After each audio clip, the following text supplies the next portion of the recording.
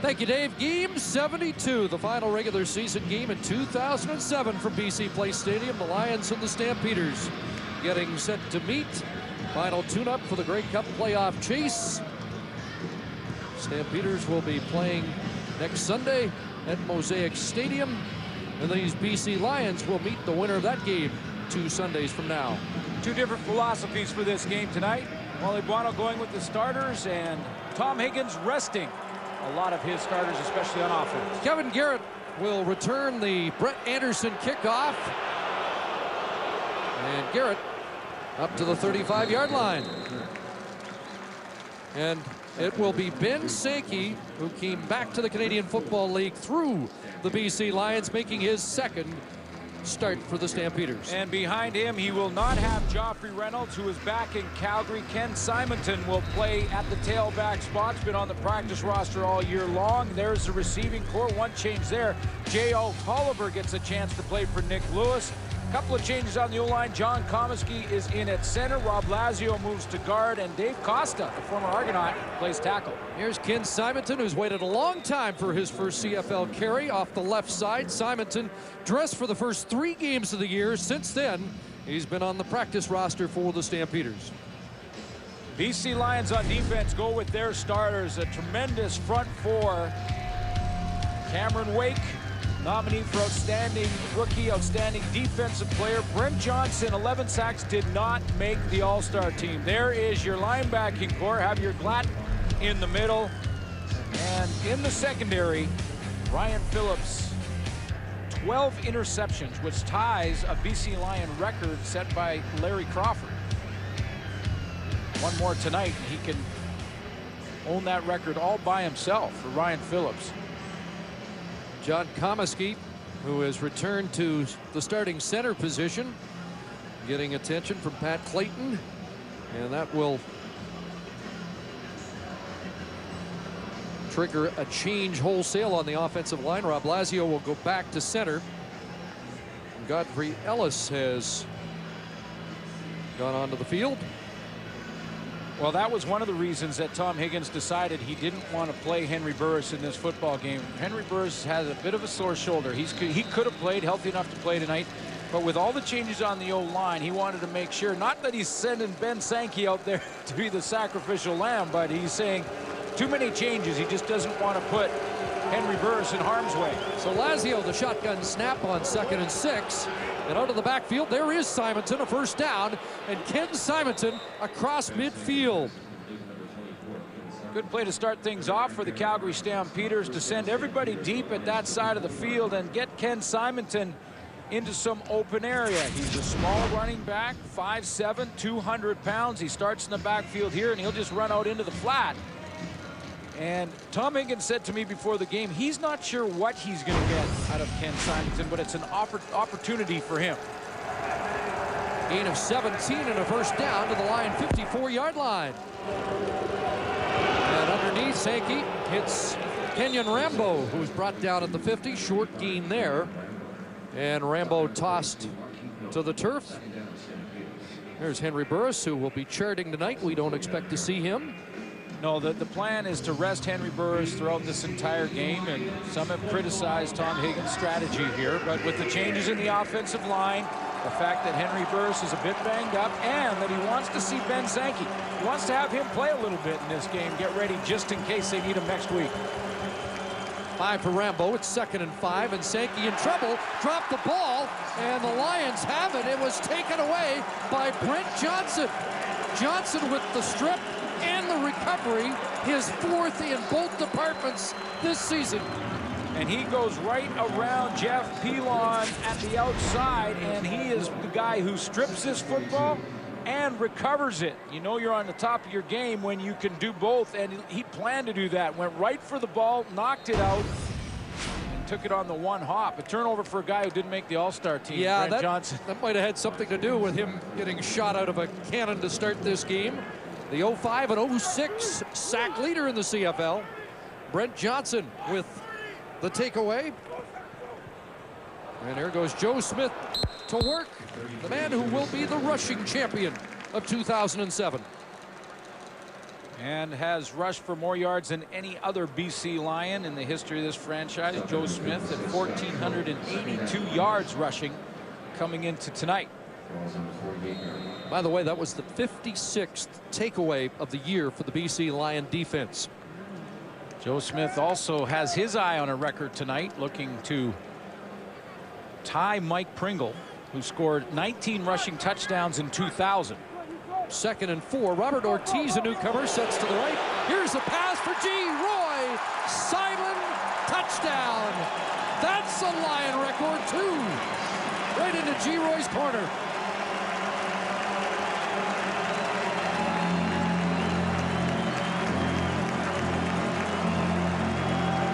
Julian Battle is the rookie in the secondary for the Calgary Stampeders. Nothing fancy with what Roy Simon does here, just straight go route. And what a throw to drop it right in stride to Roy Simon. He said to me before the game, you know, this race for the receiving title is not over yet. He's 199 yards away going in, 48 yards there. He said, you know, by the end of tonight, if I can get going, I might be able to get that first place spot. Wouldn't that be remarkable? 48 yards for Roy Simon. The point after from Paul McCallum. Quickly, Lions have the lead. A record-setting 523rd reception as a BC Lion is a 48-yard touchdown for Roy Simon. And now just 11 yards from taking over number 2 spot in the receiving derby this year for a guy who had an off year. Maybe just an off first half. Kevin Garrett, the returner, once again up to the 36. Another look at Roy's 5th touchdown of the year. He is so smooth, Roy Simon right here. Watch how he's going to use a hand over a swim move. Basically, the left hand knocks that jam hand away. The right arm and hand goes up over the top at a perfect swim move around Julian Battle. That really rocks him to the inside, and then Simon uses his acceleration to get that separation on the defensive back. He is like butter, man. This guy is so smooth when he runs his routes. And they just announced that record here in the building. He got a great ovation. Sankey now is airing it out, and Kenyon Rambo's got the ball. Rambo with a nice adjustment to the ball and a big gain for Calgary. Let's take one more look at Roy Simon's record setter. Yeah, let's go back to that one more time, because this is how smooth it was. Watch how Julian Battle has to go with this move. He tries to get the jam, and then big inside move there. Now look at the position and the separation right here that Roy Simon has created as he rocks Julian Battle to that inside. He didn't get his hands on him, wasn't physical, and Simon says, see ya, wouldn't want to be ya. And the other way, 31 yards for Kenyon Rambo, who needed 99 for 1,000. Ken Simonton looks like a keeper as Simonton takes it down to the 25-yard line. Well, you mentioned that record-breaking catch there for Roy Simon. He needed just one to pass Jim Young, become the all-time leader for the BC Lions, and it was a spectacular route to put him in the record books. Meanwhile, the Calgary Stampeders have quietly got a little drive going here to answer that touchdown from Roy Simon. Yes, they do. The pass to Rambo, a good run of 18 yards by Simonton, and now a completion. There's Ryan Thelwell, the former Lion, inside the 5, and he'll go down at the 1. 24 for Ryan Thelwell. The flow of the offensive play forces the BC defense to move to their right side, and when they do, they're going to move in this direction here, and as they flow this way, they get caught. Up at the top of your screen, I believe it was Corey Banks. Corey Banks goes way inside, and then when Thelwell crosses his face, he doesn't have a good angle. Thelwell gets that corner, and is down on the doorstep. Just one catch against his old team coming into this game. So it's 1st and goal from the 1, and Simonton has his first CFL touchdown. And an impressive answer from the Calgary Stampeders with Ben Sankey at the controls. Yeah, I was going to say, and some good runs there from Ken Simonton. A nice run in this series, and then he went airborne over the top, and we saw a pretty good performance last night from a backup running back in Fred Reed in Winnipeg. This is an opportunity for these guys. When you play behind Joffrey Reynolds or Charles Roberts in Winnipeg, you don't get many opportunities. So when you get them, you got to make the best of it.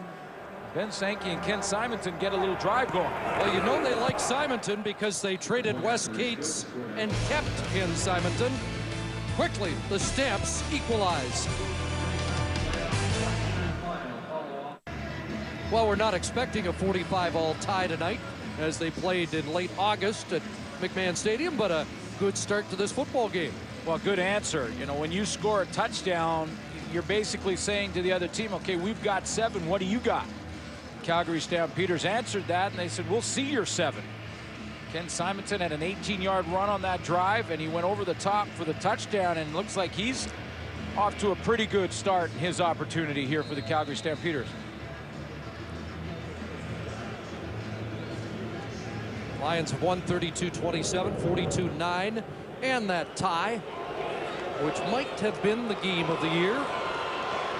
In late August, Ian Smart, the special teams nominee out of the West, rocked as he crossed the 35. Jarius Jackson leading out a Lions offense that scored on its first possession. Again, BC Lions with Wally Buono going a different philosophy than Calgary, even though they've locked up first. They're going with their starters. That includes Jarius Jackson and Joe Smith. The one guy that is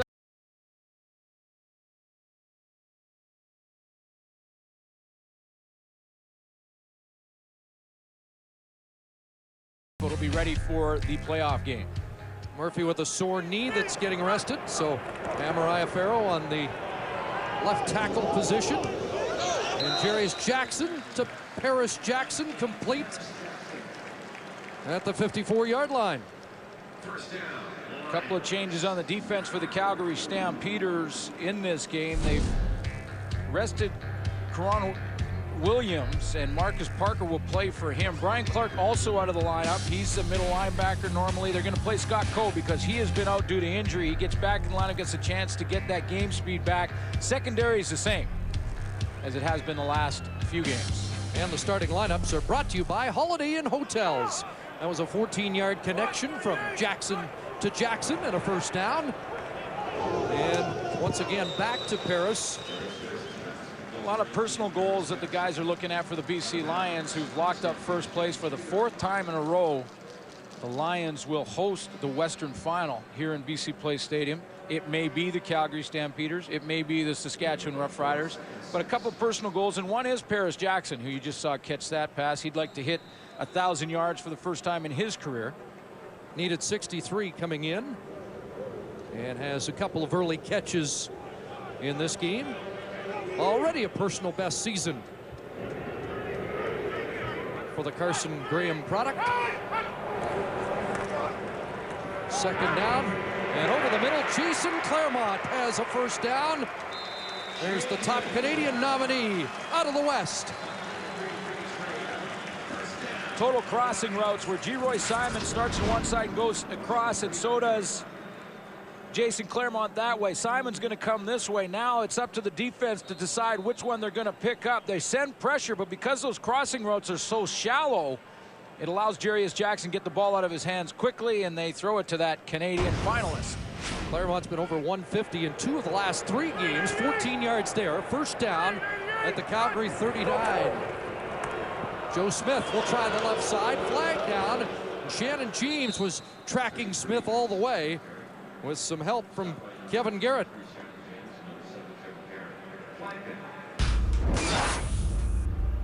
See that Jarius Jackson, since he's come into the lineup, has spread the football around to Geroy Simon, Paris Jackson, Claremont. I think there was a perception when Jarius started that he was leaning on Paris Jackson. BC number 63, 10-yard penalty, repeat, first down.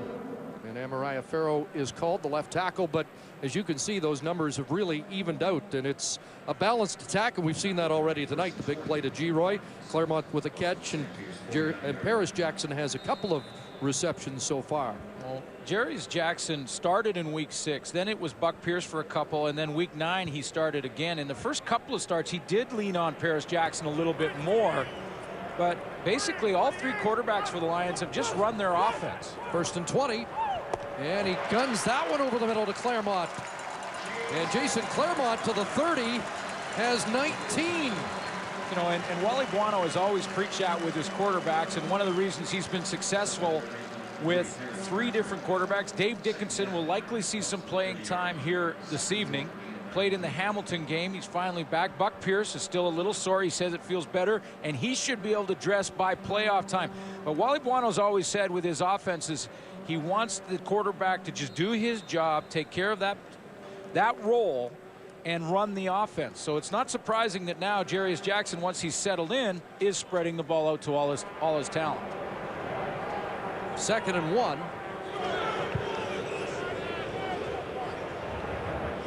With both Joe Smith and Lyle Green behind Jarius Jackson, and Joe Smith should have the first down. Wally Buono said before the game that the Lions team this year has evolved the way he had hoped they would. He said he wanted them to be more of a running team this year, and maybe the injuries to the quarterbacks helped accelerate that, but this is the type of team that they wanted to design in training camp. We may not see them pound the ball, though, tonight in Week 18. Well, yeah, I mean, you're going to see a little bit of Joe Smith, no question, and you're not going to see much of Jarius Jackson running the football, but see all the quarterbacks. They're going to play him for the first half. There's an out and another completion, and no, Josh Bowden stepped out, and the ruling, no catch.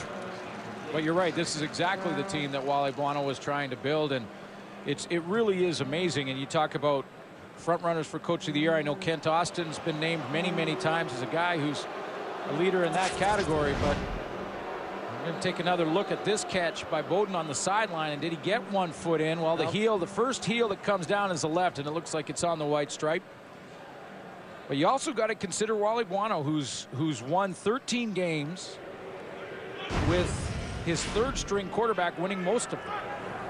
2nd and 10, and pressure, and they get to Jackson back at the 41-yard line. And a sack for Terrence Patrick, his 5th of the year.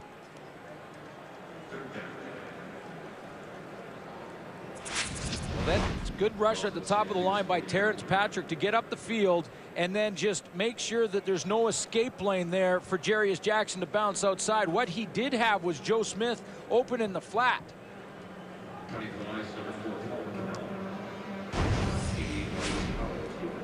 So that play takes them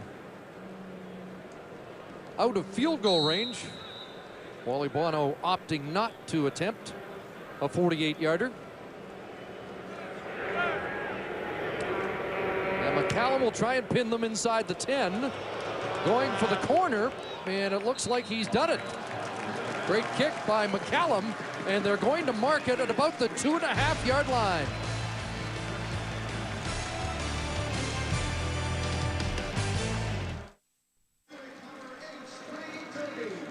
10 consecutive starts for Jarius Jackson on the year, and Farhan Lalji standing by with another BC quarterback.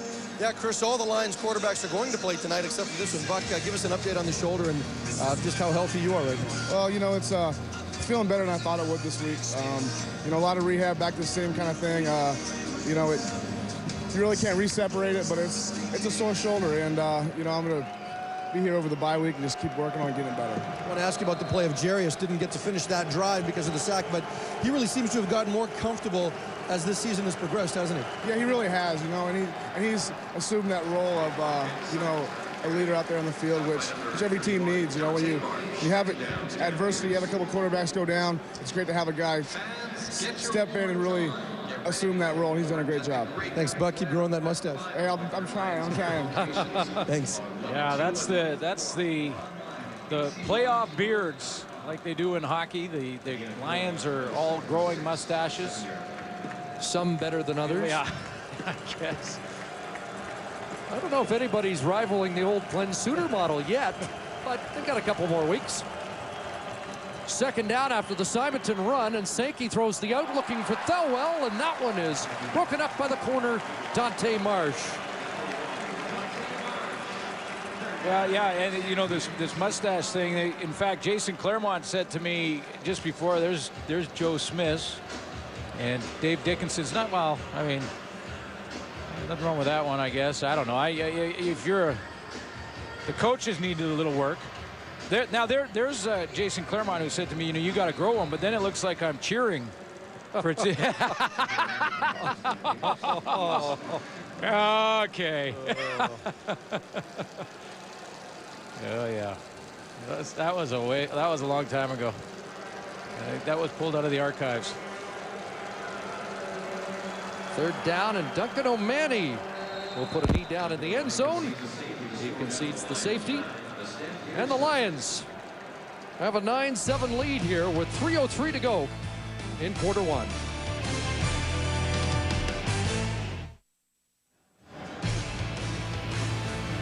Tune into TSN starting Sunday, November 11th for CFL Countdown. The entire Wendy's CFL on TSN team will be in studio providing in-depth analysis and the keys to each playoff matchup. Live coverage beginning at 9 a.m. Eastern, 6 a.m. Pacific, as they get you set for the CFL postseason. Well, it took us till today to figure out exactly where everyone would play in the playoffs, but congratulations to the Toronto Argonauts, who will wait and host the East Final. The BC Lions will host the West Final, so it'll be Calgary traveling to Saskatchewan for the West Final. They knew that coming in. And Winnipeg will host Montreal. Montreal right back after playing in Winnipeg last night. Argos 7 straight wins, 9 of 10. The BC Lions have won 7 straight. And this is Ian Smart. Marker on the play, Smart down at the 36-yard line. Jarius Jackson expected to play just 1 quarter in this game. We believe Dave Dickinson will play quarters 2 and 3, and then Gino Guidugli likely to mop up for the Lions in this game. But a different philosophy from Wally Buono, who said, you know, we're going to play our starters and we expect them to play at a high level. Legal block. DC number 82. 10-yard penalty. First down. Because the Lions want to win 14 games, which would be a BC Lion record. Tom Higgins had a very different philosophy with benching, and not benching, but resting a lot of his players, a lot of his stars. Nick Lewis, Joffrey Reynolds, Henry Burris, Brian Clark on defense. And there is a concern with that. Can you turn the intensity dial up when you need to in 1 week when you have to travel to Saskatchewan is the question a lot of people are asking Calgary. Here's Joe Smith off the left side, and Smith with a good run of close to 9. And I know Wally Buono mentioned, and he wasn't talking about Calgary, but he said, I'm just not sure if I can turn my team on and off. Well, I still believe, Chris, that football players, coaches, and players are creatures of habit. That you come in the same time every day, you work at a certain intensity level that Wally Buono always preaches, and it starts in the practice field, not on the game day.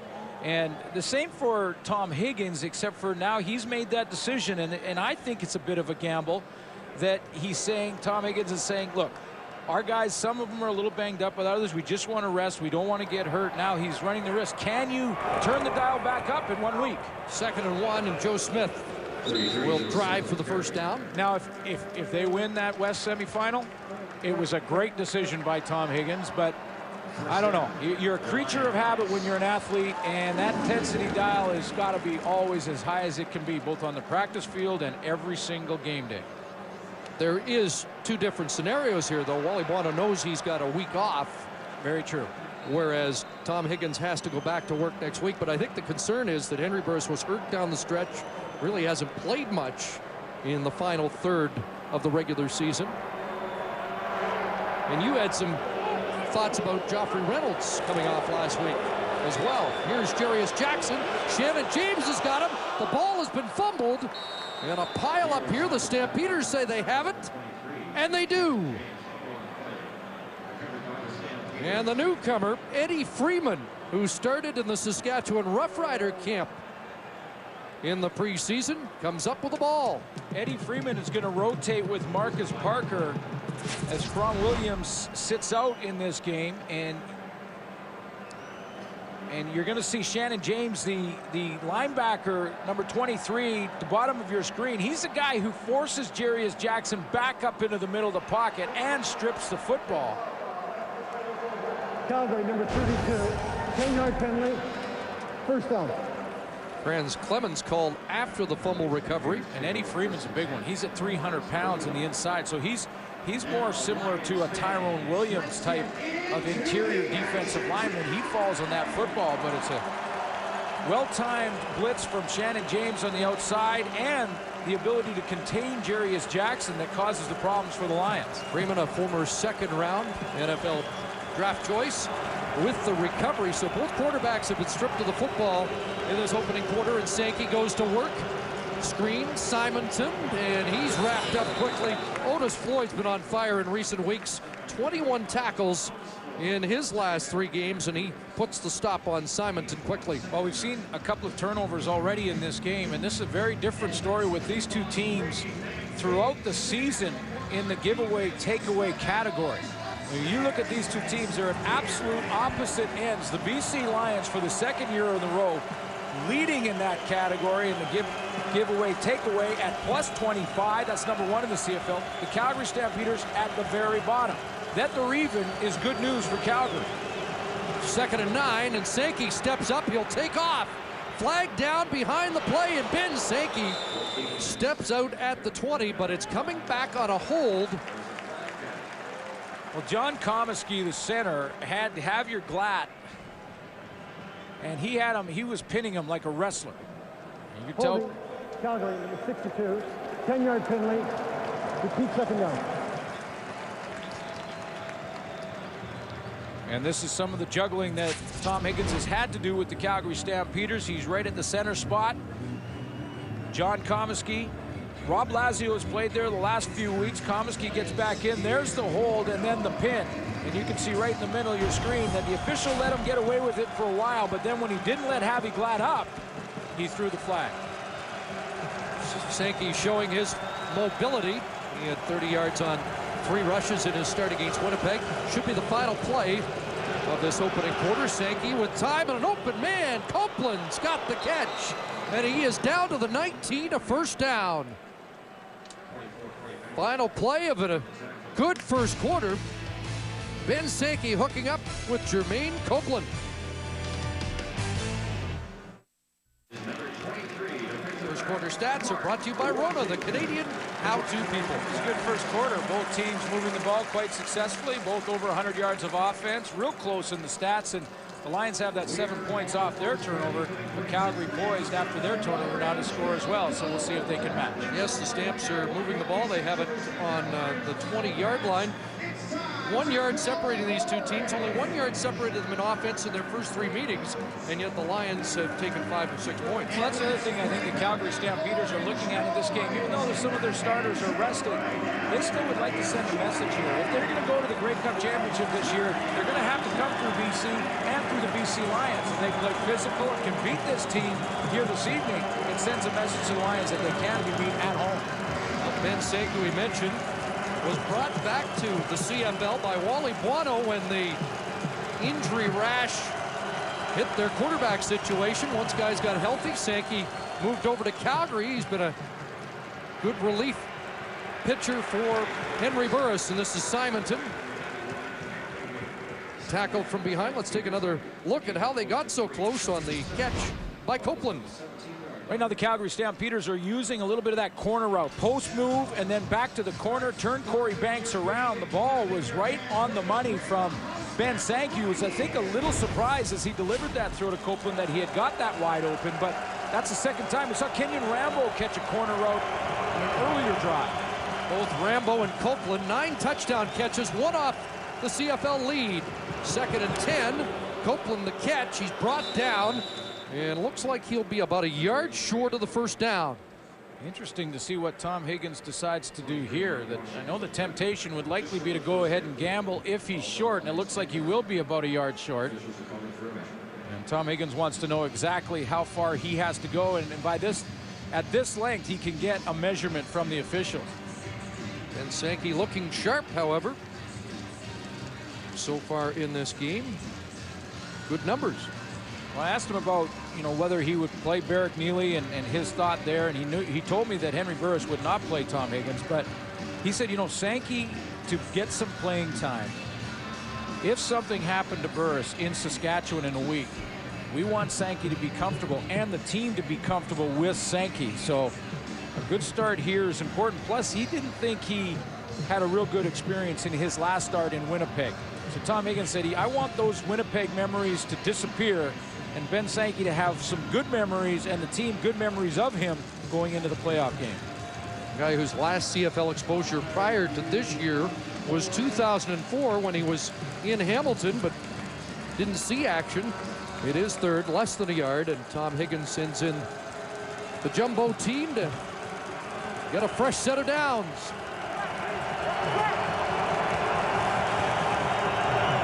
And the deep handoff, Simonton met and driven back. You know, Mark Washington. Hate the call. I just hate the call. I mean, you know, if you're the Calgary Stampeders, you're inside of a yard. That's a very short yard for the first down.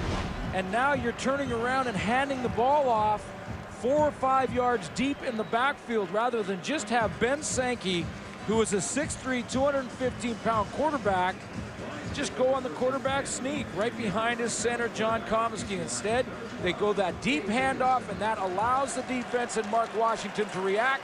A good straight stiff hit in the backfield, and Washington brings down Simonton for the loss. I mean, it's easy to second guess, I know, from up here, and we're not in the business of doing that, but a quarterback sneak seems like the obvious. Dave Dickinson checks in for duty here in the second quarter, and he throws a strike to G. Roy Simon, who will be dumped by Kevin Garrett at the 20-yard line. You mentioned G. Roy Simon in his first half of the season. Everyone's, what happened to G. Roy Simon? Last year's outstanding player was 388 yards receiving in his first 8 games. In his last 9, just shy of 700. And that's 77 yards a game. Early in the season, 48 yards a game. When Jarius Jackson took over, Simon's numbers started to climb, and he is right back in the race, and if he has a big night, he could finish first. 142 yards away if you're tracking at home from winning the receiving title for the second consecutive year, something that I don't think anybody's really thought was possible because of that start you talked about in the first 8 games. And now he'll have Dave Dickinson in this quarter throwing to him, and I know there's concern, Chris, across the league, and honestly, I'm one of them that with the health of Dave Dickinson and him continuing to play. But I will say this, that the Lions doctors and the medical staff in professional sports are as good as it gets. You will not find better experts than you find in professional sports, especially football.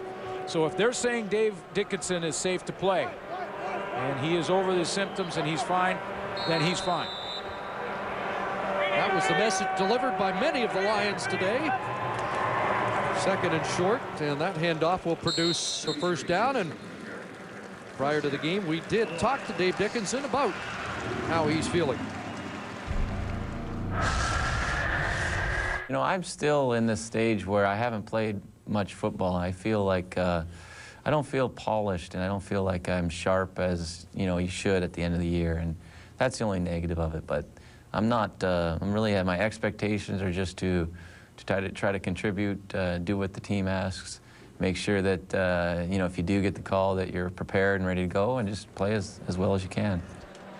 So he missed 15 weeks. His first play is a touchdown pass last week. Yeah. Instincts kick in, don't they? To Jason Claremont. That's why he's getting 2 quarters of work in this game, to make sure that he's up to speed in case he is needed in the postseason. Here's the other thing too about this, isn't it? And you know, if you've been across the stripe, you know this, that when you're playing the game, you have this feeling that you're invincible. You have this feeling that the game is your world, that nothing else matters, that if you're going to have a chance to be injured, to be hurt, and I know the average person who's not played professional sports cannot fathom that. They say if you have a chance to damage yourself permanently, why would you do it? But when you're playing the game, you don't care. 2nd and 8. There was early movement and looking deep downfield for Ortiz, and it's batted away by Julian Battle. There's Robert Ortiz in to replace Corey Rogers in the season finale to give Wally Bono a look. Well, Robert Ortiz will get a couple more looks as he gets to run some routes, but there's the difference between a Robert Ortiz who's trying to find his way. Number 94, 5-yard penalty. Repeat second down. Newcomer Marcus Parker at defensive tackle was offside for Calgary. But that's the difference between Ortiz and a guy like G-Roy Simon, because that was the exact same route that G-Roy Simon scored on, and Julian Battle was left about 3 yards behind Simon, and Robert Ortiz was neck and neck with Julian Battle. And Wally Buono mentioned that before the game. He said he's got decent speed. I want to see if his game speed's better. Well, it's not better than G-Roy, apparently. Second and short. And Joe Smith out of the backfield with a straight arm taken out at the Calgary bench, but that's a first down for Big Joe. You know, the Joe train has reinvented the stiff arm. Yeah, you know, the old Heisman pose. That kind of went away for a long time when running backs wanted to make moves in the open field and make guys look bad and lose their spat. But Joe Smith loves that. He gets the arm out there and he does the old-fashioned stiff arm. When you look at Joe Smith run, that's the kind of runner he is, an old-fashioned downhill runner. Probably see Smith for a half and then in short yardage situations, but we expect to see Ian Smart and Andre Sadigian in this game. Flag down with G-Roy Simon making another catch on G-Roy Simon bobblehead night. Yes. Here at BC Place Stadium. You know you're good when you get your own bobblehead. Yeah, I don't think it's his first bobblehead either. And Dave looks sharp too. There's his bobblehead. That's a good one. That's the pose that he has for the end zone pose. 5-yard penalty. Repeat first down. So Dave Dickinson against Calgary. Excuse me. Dave Dickinson, Chris, looking sharp too. He's thrown 3 or 4 in a row now that have been right on the money. You heard that clip from him that said, you know, he didn't feel quite right, and that's a lot to do not just with his head, but the rest of him. I mean, he just hasn't played for so long. He has to get back into that game speed. 3 starts on the year. This is his 5th appearance of the season. 1st and 5. And a quick hitter over the middle, and Claremont's got another catch. Breaks one tackle and drags another defender to the 34-yard line. And we've got a little fracas going on. Trey Young was involved with Dean Valley, and Kelly Bates comes in to help out. And that will draw penalty markers. You know, that's the other side of, we'll see, they let him sort this out, but that's the other side of Dave Dickinson. Do you see when he broke the huddle there? Dave Dickinson broke the huddle. Watch how he comes out to the line of scrimmage. He takes a look at the defense as he gets up to the line of scrimmage here. Now he's getting ready to call his signals, and then all of a sudden the Calgary Stampeders show a little bit of a blitz here. Watch. They come up, and they look at that. They show the blitz, and he stops. He regroups the offense. And then he calls a different play, and bam, over the middle to Jason Claremont. That's why they want Dave Dickinson to get some playing time, and that's what he brings to the table. Quick recognition of a defense, stopped his count in the middle of it, and he moves the chains. We'll see what happens here with the penalties, but... Is there anybody better at that? No. Well, you know, the other guy that comes to mind is Ricky Ray, that can quickly recognize defense. Unnecessary roughness, BC number 59. Unnecessary roughness, Calgary, number 93. Objection to conduct, Calgary, number 93. It's a 10-yard penalty that's applied at the end of the play. First down. Well, Terrence Patrick got into the fray a little late. And when all is said and done, an extra 10 yards goes against Calgary. There's Kelly Bates celebrating the first All-Star selection of his career, not just at this level, but at the junior level or at the college level. Really quite surprising, but you know, with the addition of Rob Murphy, who's resting in this game tonight, he'll be ready for the playoffs, but with the addition of Rob Murphy and the intensity that he brought, and Jason Jimenez, the entire offensive line's intensity has changed since they have arrived, those two tackles. They've allowed 1 sack in this game. They lead the league right now with 26 sacks allowed. Winnipeg has finished their regular season allowing 27, and that pass off the fingertips of Simon. That's the first one that Dave Dickinson has thrown that's been a little bit off, and of course G-Roy Simon is not going to say anything. He knows that Dave Dickinson's getting a little bit of the rust off as well, but 3 for 4 to start this drive. That was his first error, a little bit of a high throw.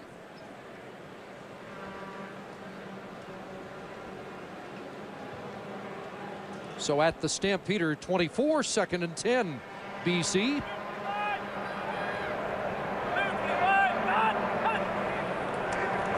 Harris Jackson in the block, and the pass for Claremont complete. Down to the 9 for Jason Claremont with Shannon James in coverage.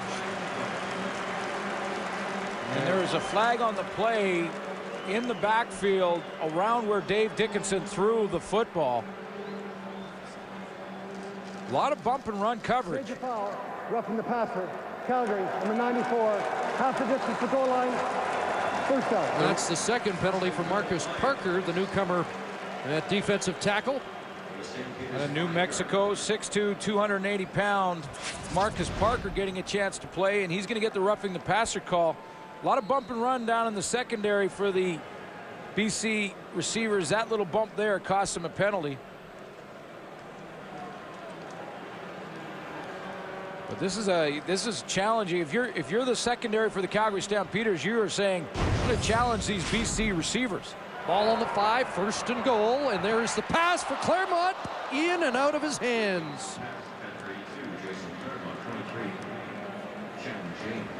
That time it's Shannon James, the linebacker, and if Jason Claremont is often the number 3, here's how they go: 1, 2, 3 to the outside. He sees number 3 in there. Now he's coming across, and James is trying to get up and physical with him. He's open on that crossing route and just drops the football. By the way, Claremont was 75 yards already. Will finish the year as the top receiving Canadian in the CFL in 2007. Second and goal, and the Stampeders want to call timeout. Yeah, they didn't have the right personnel. Dave Dickinson recognized something. He was trying to get the football snapped to him in a hurry, and I think it was Scott Coe who quickly called the timeout.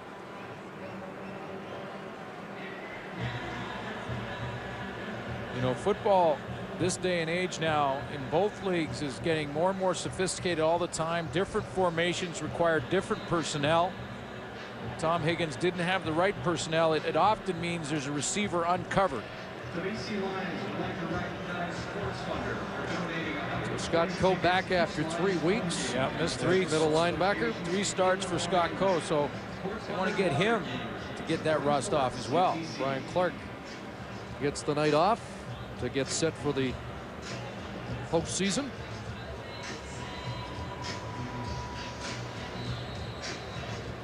And the Stampeders still adapting to their new 4-3 setup. And a defense ranked last in points allowed, running yards allowed. They're 7th in total yards surrendered this season. So they have some work to do. And there's some early movement from the right guard, Dean Valley, which will push BC back 5. You know, the other thing the Calgary Stampeders going into this playoff. BC number 54, 5-yard penalty, still second down. Going into this playoff game, the Calgary Stampeders, we mentioned that giveaway takeaway, and they haven't been great at the takeaway department either. A lot of changes. You mentioned the changes in formation alone from the 30 to a 40 front, but the secondary has gone through all kinds of changes. They've got a rookie back there. Dwayne Carpenter is playing safety for the first time in the last few games. Julian Battle, we've also already seen him struggle a couple of times. Second and goal now from the 10. Dickinson under pressure takes off, and he's brought down by Terrence Patrick. Good defensive play by Patrick, who was involved in those roughing penalties but stops the Lions from scoring a major. Yeah, there was back-to-back. It was Kelly Bates and Patrick on the roughing penalties, and then he got the extra one. And he got the extra one, and that's what put them down there, the Lions. And so he makes up for it with some good hustle on the backside. He's working on Dean Valley again there, and Valley did a nice job of keeping him out of the backfield, but Terrence Patrick rallied. So Paul McCallum comes on. McCallum from 17 yards out puts it through, adding to the Lions' lead here in the second quarter.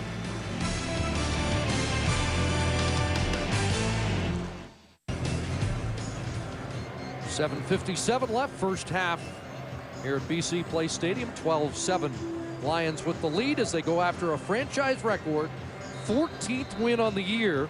They are 7-1-1 against their Western Division opponents. They've beaten each of their Western rivals twice this season at least. Here's Marcus Howell on the return. And Howell to the 32. And we'll step out again and be right back with Calgary's next offensive possession.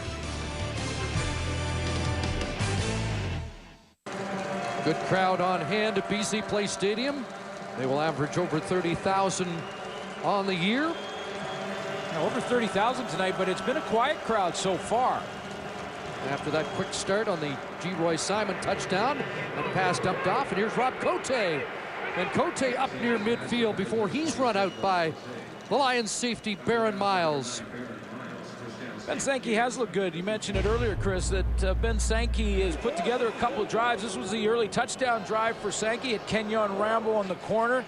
And then a crossing route to the former BC Lion, Ryan Thelwell. Ken Simonton had an 18-yard run and finished that drive with that goal line high wire act over the top. And that's when a little bit of Ben Sankey. He's also put together another drive that went all the way down into Lion territory. And the difference is the turnover on downs deep in BC territory. Here's Simonton, and he'll crash to the Lion 50.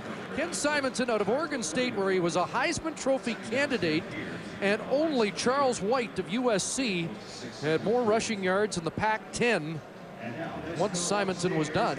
In his college career, over 5,000 yards rushing, as a matter of fact, 5,044, and he scored 59 touchdowns in his college career. He also was the leading rusher for the Scottish Claymores in NFL Europe one year. MVP of that league. Yes, so he's got some credentials.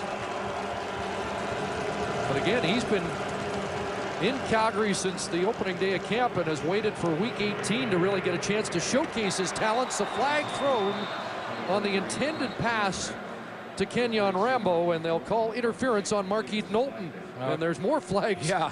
At the line of scrimmage. I was going to say there's more than that one too. There's some back at the line of scrimmage.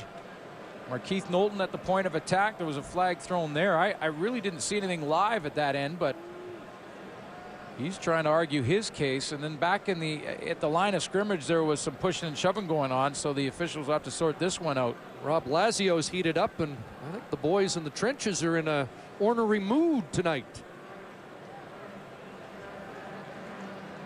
Well, this offensive line for the Calgary Stampeders has their hands full. Right, Tyrone Williams, Aaron Hunt, Cameron Wake, and Brent Johnson. Is there a better front four? 42.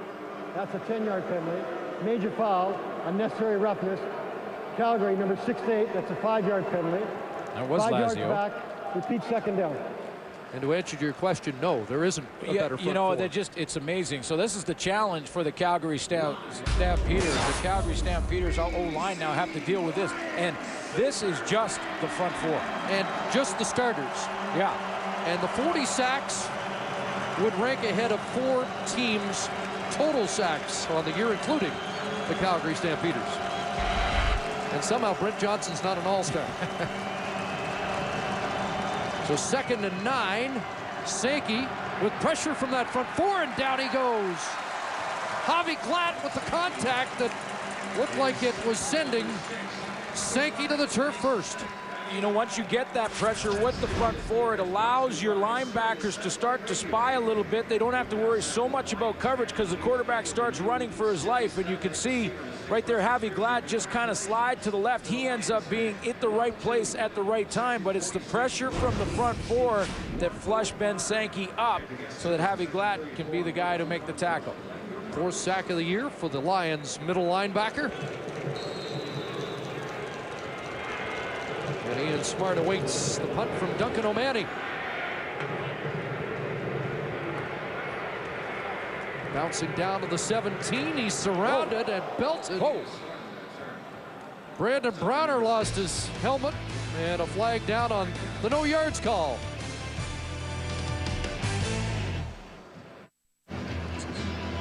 Right tackle Jason Jimenez had a memorable day getting to the park. With more, let's join Farhan Lalji. Well, Chris, Jason Jimenez took his first hit of the game about 2 hours before kickoff when he was on his way here. He got rear-ended. His Toyota is very badly damaged. His brakes don't work. but somehow he managed to drive to the stadium. He went the last 20 minutes driving about 20 miles or 20 kilometers an hour. His hazard lights were on. Everybody was passing him. His neck and shoulders are a little stiff, not bad enough to keep him out of the game. He doesn't know how he's going to get the vehicle home, but he said, just for playing, Glenn, you need to give him a Gladiator. It's not a Friday night, but that's a good start for Gladiator material. Dave Dickinson back to work. Joe Smith out of the backfield. And Smith up to the 30-yard line. He's kind of like the other side. He's the other guy, right? Like Rob Murphy gets all the headlines, and he's the guy that everyone's talking about, including the other team. And Jason Jimenez on the other side kind of quietly goes about his job. And I trying to get that mental image out of my head. If he has no brakes in his Toyota, what is he doing? Putting his right foot out of the driver's side door and just dragging it for a while to slow the car down? I mean, Jason Jimenez, that when they got the 2 tackles in BC, their offensive line changed. And that's when they started to become this team that's winning, or on the 13-game type seasons. 56 sacks last year against this Lions team. Like some early Lions movement that has Dave Dickinson looking skyward.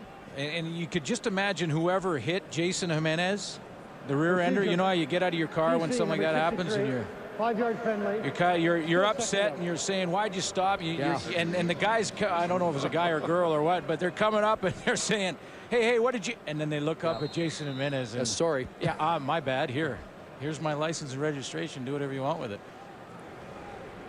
Take my car, why don't you? Rob Murphy's replacement. Farrow called for procedure. So it's 2nd and 8. And Dickinson has Josh Bowden wide open, and Bowden with the straight arm on Brandon Browner and a first down. And Dave Dickinson or Jarius Jackson, doesn't matter what quarterback has played in this game for the Lions, they've really not had a lot of pressure. I mean, Dickinson ran once, not a lot of pressure here. You're going to see him with a nice throwing lane and time to throw on that timing route. And Bowden just catches it right on the sideline. As he turns around, the ball arrives. Josh Bowden, the 20-year-old. Couple of catches in the game and 14 for the season.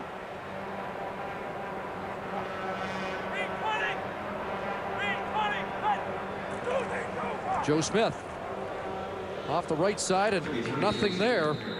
Closed down by Scott Coe. You mentioned Joe Smith. He's the all-time Lion leader for rushing yards in a season. Came in with 1482. That was enough to pass Corey Philpott, who in 1994 had 1,451 yards for the BC Lions, but has not had a chance down near the goal line area to get that touchdown that he's looking for to try and catch Mike Pringle. Yes, he has Mike Pringle's record in his sights. Back in 2000, Pringle crashed over the goal line 19 times. 2nd and 9, and Dickinson one-hops that pass to Bowden, incomplete. First time that Dave Dickinson had a little bit of pressure in his face, and you can see what the difference that pressure can make. I mean, when Dave Dickinson has the nice throwing lane, he throws that throw out there to Josh Bowden, perfect timing, it's a first down. When he gets a little bit of pressure and it's a little bit of an inside stunt like this with coming around the corner is Marcus Parker. And that's just enough pressure to cause Dave Dickinson to underthrow that football with Parker right in his face. So McCallum comes on, and there's Marcus Howell awaiting the punt. And it's a good one from McCallum. Howell from the 21. Met by Jason Pottinger. A pot sticker of a tackle.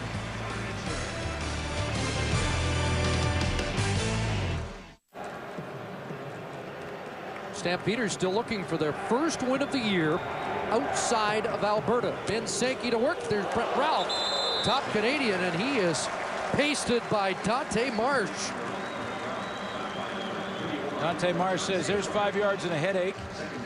He puts that hit on him. You talk about the Calgary Stampeders not winning out of Alberta. That's another demon they're trying to exercise here in BC Place tonight, because we mentioned they have to come through BC. If they're going to beat Saskatchewan, they have to beat Saskatchewan, come through BC. They haven't won here in 5 games. And the 3-minute warning has been given to the benches. 12-7, Lions with the lead. 3 minutes left first half. First half that started with a bang. G.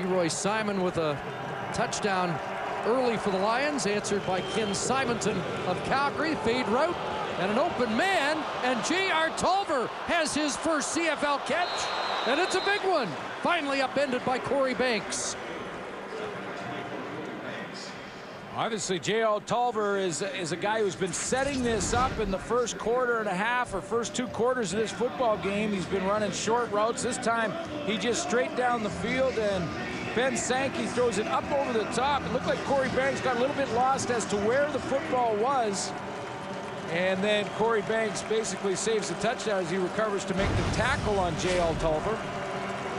47 yards to Tolver in place of Nick Lewis getting arrested on this final game of the regular season. And wide open, Kenyon Rambo. There's touchdown number 10 on the year. Markeith Knowlton and Ryan Phillips, right after that catch by Kenyon Rambo, looked at each other like, you got him, I got him, you got him. Nobody had him. Busted coverage for the BC Lions, and locked up first place or not, Dave Ritchie will not like to see mental errors like that. You can see how wide open Kenyon Rambo is, and there's Markeith Knowlton turning around. I thought that was your man. 10th touchdown in 11 weeks for Rambo, who did not have one in the first 7 games of the year. Extra point added by DeAngelis. Stampeders have the lead.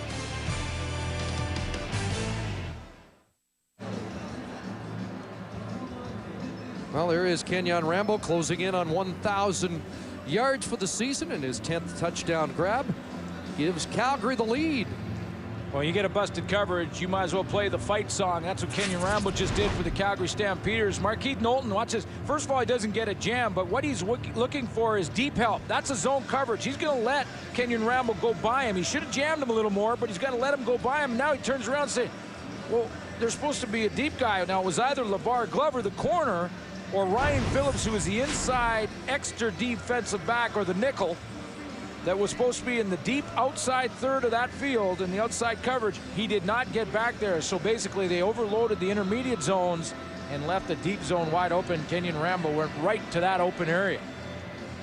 So 47 yards to Tolver, and a 30-yard touchdown pass to Kenyon Rambo, who has just tied DJ Flick for the touchdown reception lead in 2007. Ian Smart, with the penalty marker down, is dropped at the Lions 30. 2:17 left in the first half for Dave Dickinson.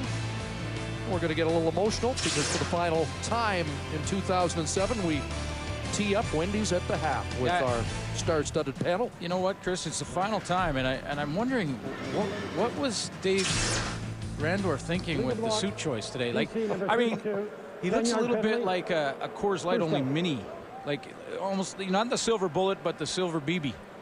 So, get your last shots in. Huh? Well, he looks like a fishing lure or something. But I don't know. I don't know who chose the suit for him there. But it is the last time, last halftime of 2007. Now we want to salute the guys on the panel for the great job they do. See what Dave Dickinson does with this final 2 minutes and change. Taking off, gets a big block and slides feet first near a first down. And a good decision for Dave Dickinson to get down, because remember yesterday in our segment in the pregame show when Chris Schultz, and by the way, as we go to halftime pretty soon, I know Chris Schultz is listening now, and Dave Dickinson came to me right before the game and he said, hey, hands in the air, what is with Chris Schultz giving me the thumbs down for playing? And I said, Dave, we're just concerned. We're concerned for your health and beyond the game. And he says, I know, everybody is. And he was just having fun with Chris, but he said, you know, he is too. And he's thinking about it all the time, and he's trying to be safe, and that was a safe decision to hook slide by Dave Dickinson. But again, the Lions emphatic about the fact that he's been cleared by doctors. He's taken plenty of time to get over it. It's suggested at this point it's as much getting over it psychologically. Mm-hmm.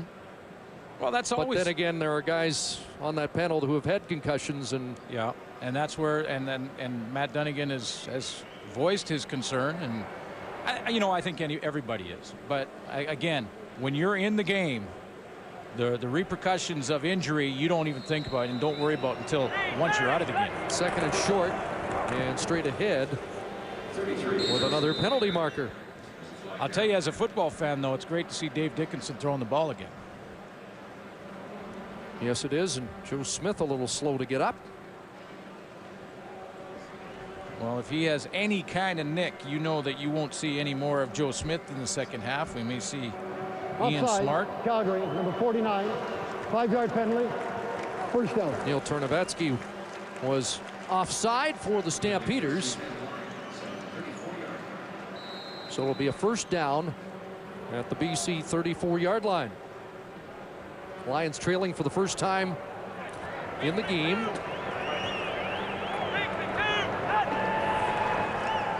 Five receivers, and Ortiz drops the ball. The newcomer, Robert Ortiz. You know, I want to emphasize again the Calgary, the importance of this game for Calgary. I know they can't change their playoff position. They're going to Saskatchewan next week. They know that. Everybody knows that. But they haven't won here in BC Place since 2002. They're going to go into hostile territory, a sold-out Mosaic Stadium in Saskatchewan and Regina for that semifinal. That is in itself a tough enough and high enough mountain to climb for the Calgary Stampeders. But if they win that game, they have to try and do something they haven't done in this stadium for a long time. Second and 10. Here comes the heat, and Dickinson down. Second sack of the game for the Stampeders as Dickinson's brought to the turf, and Gargiulo chalks up the sack. You know, Dave Dickinson there, you saw him take that sack, and you know, you could tell the way the O-line quickly turned around and looked at him. That's another concern for the BC Lions, and their O-line know the Dave Dickinson situation, that he's trying to get the rust off, that he has these, you know, this history of the concussions, and you can see the concern. They all kind of look at Kelly Bates right there, kind of almost wanted to catch him before he fell to the ground. It puts a little bit more pressure on the offensive line. Marcus Howell going backwards, and he'll be tossed down by Jerome Dennis, who blocked the punt last time Calgary visited BC Place Stadium. So the Stamps have 1:31 to go, and for Tom Higgins, one of the key issues going into the postseason will be protecting the football.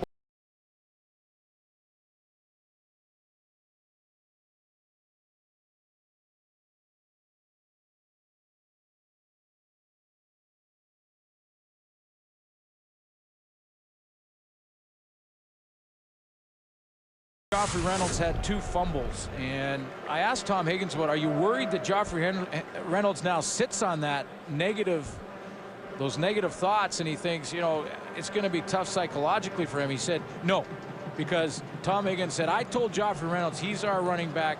We will rely on Joffrey Reynolds. He's one of the stars on this football team. So those are forgotten mistakes from a week ago, and he's not worried about them being compounded because Joffrey Reynolds has now got a couple of weeks to sit and ponder those mistakes.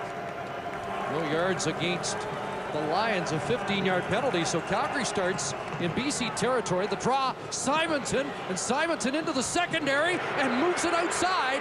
Pins Simonton down to the 20. So he's had a big first half. An 18-yard run and a touchdown in the opening quarter. Subtle, but you know what I like about this run from Simonton? First of all, he gets the hole up the middle right in that area. And that's where it starts, but watch how he changes the position of the ball. He's got his left hand there as he breaks, and he feels like he's going to get pressure from Ryan Phillips. He switches the ball to the other side and puts it in his right arm. That's a veteran move. That's a move that shows composure in the running game, and Ken Simonton has not had that much time to play, or very little playing time, so that's showing a lot of composure. Nice numbers, 33 on the last carry, so why not give him the ball again? It's straight ahead for Simonton. Well, we told you he had pedigree, and he's finally getting a chance to show it. You know, he reminds me a little of like a Josh Ronick or almost a Corey Philpott. I mean, Joe Smith beats Corey Philpott's record this year. BC Lions fans will remember the running style of Corey Philpott because Simonton is low to the ground at 5'7", 200 pounds, so he's got the power in his legs and that ability to make quick cuts, moves to the inside, a slasher almost. He's showing some things here tonight in this first half. And it'll be second and less than a yard. Of course, that was about the distance they needed the last time they were down in that area. Exactly the same. They went with the deep handoff that time. We'll see if they change their mind here and see if Ben Sankey just goes with the quarterback sneak. Of course, this is second down. Do you use a free play knowing that you didn't make it on third down the last time or not? You know what? I'd like to see that more. And especially when you're going into the playoffs, just to add doubt to the team that will be watching this tape, the Saskatchewan Roughriders. Say that, if they get in second and short, they may just try and go over the top. 63 seconds remaining in this first half. Second and short. This time the call, I think you won it the last time. Yeah, and this is because, especially when you have a big Ben Sankey. If you have a smaller quarterback, maybe it's a bit more of a risk. But in the very same situation earlier in this game, they're right here with about the same distance to go. And this one works because it's straight direct snap and Ben Sankey going forward. Now, this is the difference. Earlier on, they go with the deep handoff. Give up 4 yards to go with the handoff back deep in your own backfield, and that one didn't work when Washington stuffed it. The first and goal, Calgary on the Lion 8-yard line. Quarterback draw. Ben Sankey drops the football, and the Stamps get back on it. Jeff Pilon swallows the football and saves it for his quarterback. Second fumble of the game by Sankey. And he's pointing to himself like, yeah, that was my fault. You got to cover both ends of the football, both points, the one under your arm and the other with the hand. Looked like the one under the hand was the point the hand was covering was fine, but under his arm it was between, right underneath that armpit. It comes out, and Jeff Pilon saves his quarterback. And Jay McNeil's been shaken up. He's getting attention. Jay in his final regular season game. 6-time top offensive lineman for the Stampeders and a 3-time All-Canadian. Pat Clayton working on his ankle. And we'll take a timeout with 35 seconds left, first half. TSN is your home for NFL Sunday and Monday Night Football every week. Join us tomorrow as the Dallas Cowboys take on the Philadelphia Eagles with coverage starting at 7:30 Eastern, 4:30 Pacific. Good to see Jay McNeil on his own power headed off. And it will be second and 10. You don't see it very often, but a guy play the same team his entire career. Jay McNeil, what a great career he has had. And you just want to congratulate him. And they would like to finish it strong. Our director, Paul Hemming, wants to make sure we remind everybody he's from London, Ontario. Second and goal from the 10. Sankey under pressure and delivers into the end zone, incomplete. Ryan Thelwell, closest Stampeder to the ball.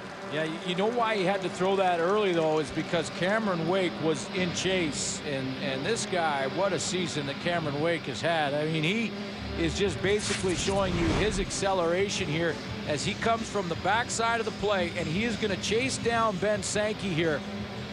And Ben Sankey can feel him right away. First of all, an inside move. This week in the locker room, Cameron Wake taped a $10 bill to the ceiling. The ceiling was about 13 feet high. He taped the bill on the ceiling, and he dared all his teammates. He said, I'll pay you. I'll bet you money. No one can get up there and get it.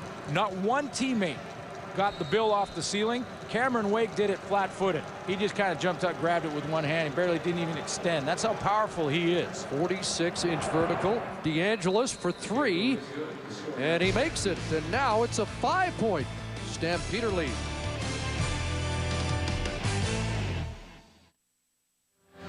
Okay, Coach, what do they do with 25 seconds of the ball at the 35? Let's see what happens on this down. You pick up 15 yards here. You're a couple of plays away from matching that last field goal.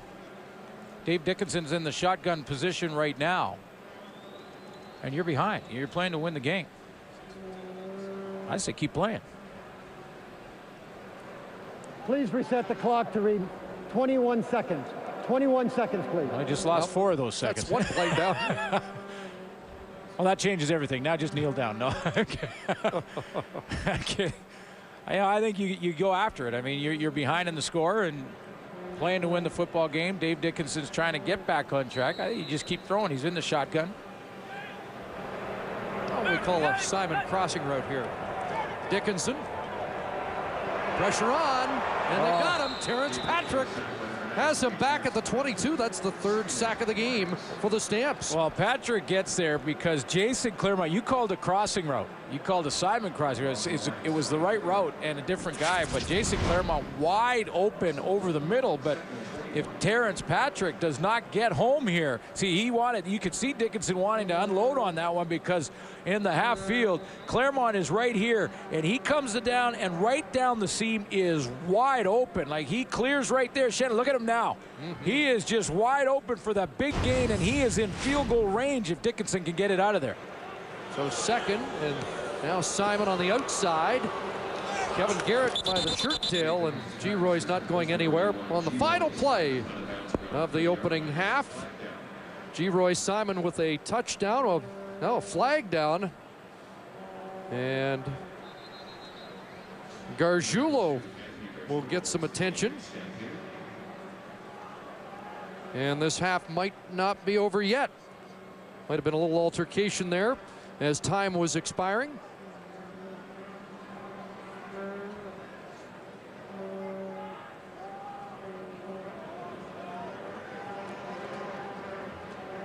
And it has been a heated first half at times. Tom Higgins upset about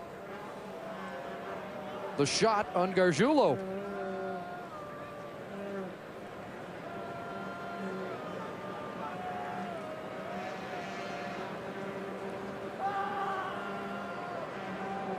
So Gargiulo, who has had an ankle problem earlier in the year, getting attention again. Started 5 of the first 6 games before the ankle problems. Rough play, disqualification, BC number 60. The penalty will be applied at the beginning of the second half. Well, Jason Jimenez called and is ejected. So there'll be more alterations to that offensive line for BC on the final play of the first half. The Stampeders with a 5-point lead. 17-12, the Calgary Stampeders with a 5-point lead over, what are you laughing at? I'm laughing at Suter. He I look like a fishing lure? That's an accurate description with lots of stripes on it. Well, you know, there are no rules. You guys got to open Little your rando minds a from little bit. This from a guy with a mustache up until, when, I mean, who really has a mustache this day and age? And, right, Schultz did, didn't he? Never mind. Got the you know what, this is our last halftime of the year. Okay. We're going to keep things happy. We're a big, happy family. Let's talk about something that we talk about this time of year, every year, and that is resting players versus playing players when you know you can't move up, you can't move down. A meaningless game, really. It's never been Wally Buono style to rest players. He always wants to play them. So, Jock, you know, the common perception is you can't play this game half speed because that's when things go wrong. That's when you get hurt. But you always the one for the opposite of conventional thinking. Tell me that's not true. Explain. Well, I think it's probably true when you're an offensive player. I think if you're a defensive player, actually, it's not true. I think as a defensive player, you can go half speed and sometimes save your body, and I've seen evidence of it tonight, and I'm going to show you that right now. Hey, I'm not advocating this necessarily. I'm just saying it happens. It's just a reality. And here's an example. Corey Banks right here. This isn't touch football, folks. This is tackle football, but Corey just only forgot about that and just let Thelwa run away from him. And when I saw this, I said to my producer, Tony, I said, Tony, that reminds me of a play a couple weeks ago where I saw something very similar from the BC Lions. And here it is. I mean, here you're going to see Baron Miles coming in here on Jason Tucker, and you're going to see Knowlton coming in from the side, and they throw no-hitters. I mean, Baron Miles just went right by him. And we were thinking, is he saving his body? Well, he made the playoffs, so maybe we understand that. And then we see this from Baron Miles this week, leapfrogging the offensive line on an extra point. Extra point? Extra point. He could have broken his neck. It's hard to figure out what he's thinking on those plays. But I'm thinking as a defensive player, you have to make a decision. Are you going to go all out or not? But maybe you need to save yourself. I don't advocate jumping over the offensive line on the extra point, but nor do I say play touch football either, Matty. I'm hearing you saying that defense can slack this time of year, but offenses can't. I think you get hurt on offense if you just go over the middle kind of... I think you get hurt defensively as well. I don't think you can play the game. And Jason Claremont, and certainly I think he's been talking about that this week. He's been asked about that, as a bunch of players have. And this is a guy that says you can't go 75%, whether offense or defense. And I don't think that he's going to let his teammates certainly take that attitude going into the playoffs. And this is what I'm talking about. This guy has got no quit in him. Remember last year, this is the same guy that blew out his MCL in week 1. 7 weeks later, he's back on the field competing. Jason Claremont has one gear, and that is full speed. And to me, this is going to carry over the football team. But clearly, Jock, in those roll-ins that you showed, you can see defensive players not rallying to the football. And to me, that is a sign, in my opinion, of guys that are certainly dealing with whether or not they should go hard or not. Tough situation, but I think the BC Lions are going to handle it as well as they can. You know, when you go into the playoffs, I think it's different for different positions. I think if you're a receiver, what you want more than anything else when you go into those playoff games is to have that burst, that ability to run your route 110%, come out of your route 110%. I think if you're an offensive lineman or defensive lineman, you don't mind not missing the week, because it's those collisions that you get used to time and time again, and you're physically tough. So it's different for every position. I know with Matt, he expressed the fact that having that extra week off, your arm, because you've been throwing the football time and time again, that little bit of rest means absolutely everything. So it's different for different positions. But statistically, the team that wins the division doesn't necessarily go on to the Grey Cup. Yeah, especially in the West. There's been a bit of a West final jinx here. So he may have answered this question, but for Calgary fans out there, Burris not playing tonight, is there any kind of rust factor when you consider he's got to go on the road into the playoffs a week from tomorrow? I don't think so. Henry's exemplified as being the type of player where he can go out there on a week's rest and still pick it up and be sharp. He is certainly very capable of making some big plays, and I think that rest does him a world of good. And I think there's a real advantage for a guy like Henry Burris to sit and watch, right? To actually watch your offense being run by somebody else. I think that gives you a perspective that will work well for him when he goes into enemy territory in Saskatchewan. But will you both agree to this? You can never duplicate game intensity in practices. No. Especially at this time of year. You work really hard, and the good teams do. They get really close. But you can't.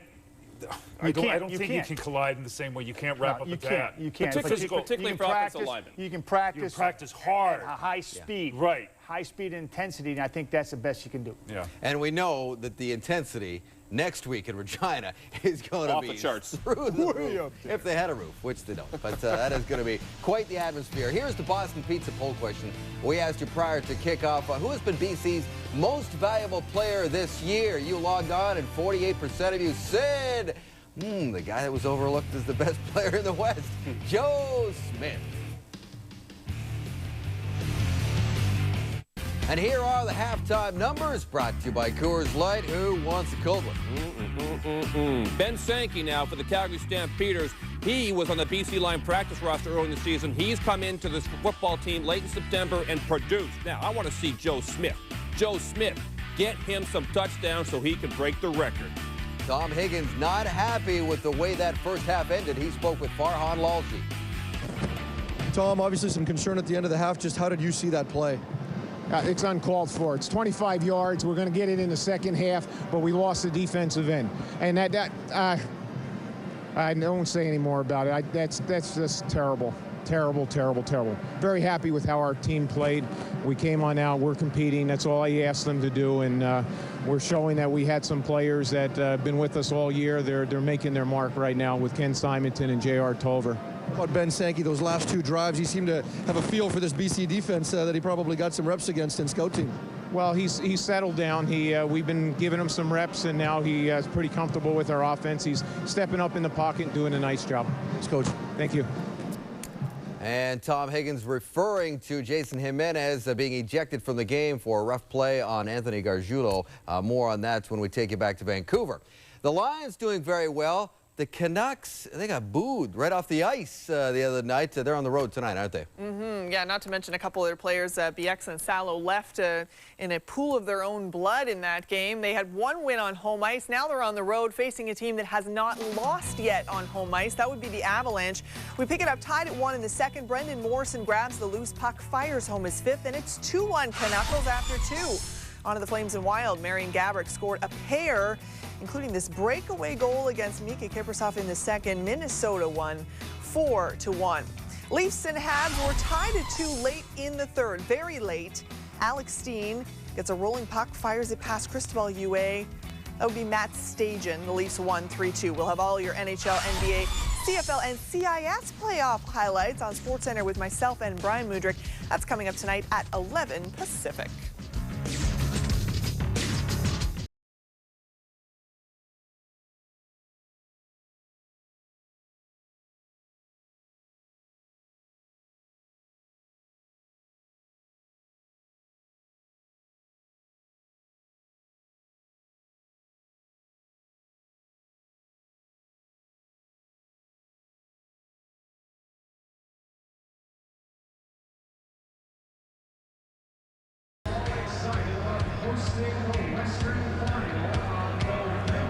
Final half of the regular season is straight ahead. It's Calgary leading 17-12.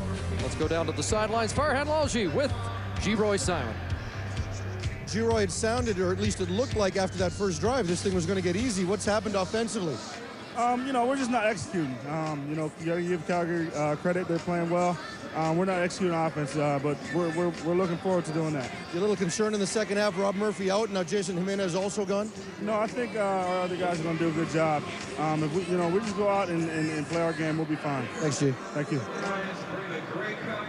G-Roy Simon 135 yards away from leading the league in receiving. After that first half of play, which included G-Roy's 5th touchdown of the season. One of the issues they had, the BC Lions, in that first half when they did struggle offensively was the changes in the offensive line have caused a few breakdowns up front. Dave Dickinson late in the first half started to feel a little bit more pressure. There's big Amariah Farrow, and once again on the final play of the first half, Jason Jimenez ejected from the game, a 25-yard penalty as well. And so the Lions will receive the kick, but Sandro DeAngelis is going to be kicking off from the BC 50. And what they have to, both teams have to think about here is if you get those penalties, and that's who's going to replace Jason Jimenez, if you get those penalties, there's a chance for the Calgary Stampeders to possibly try an onside kick, because it's automatically about the same field position they get if they kick off from the normal position. So BC Lions have to guard against that. Calgary Stampeders could think about the attempt of an onside kick here to start the second half. Lots of talk about whether or not Sandro DeAngelis should have been the all-star at the kicker position. Yeah, that got my attention.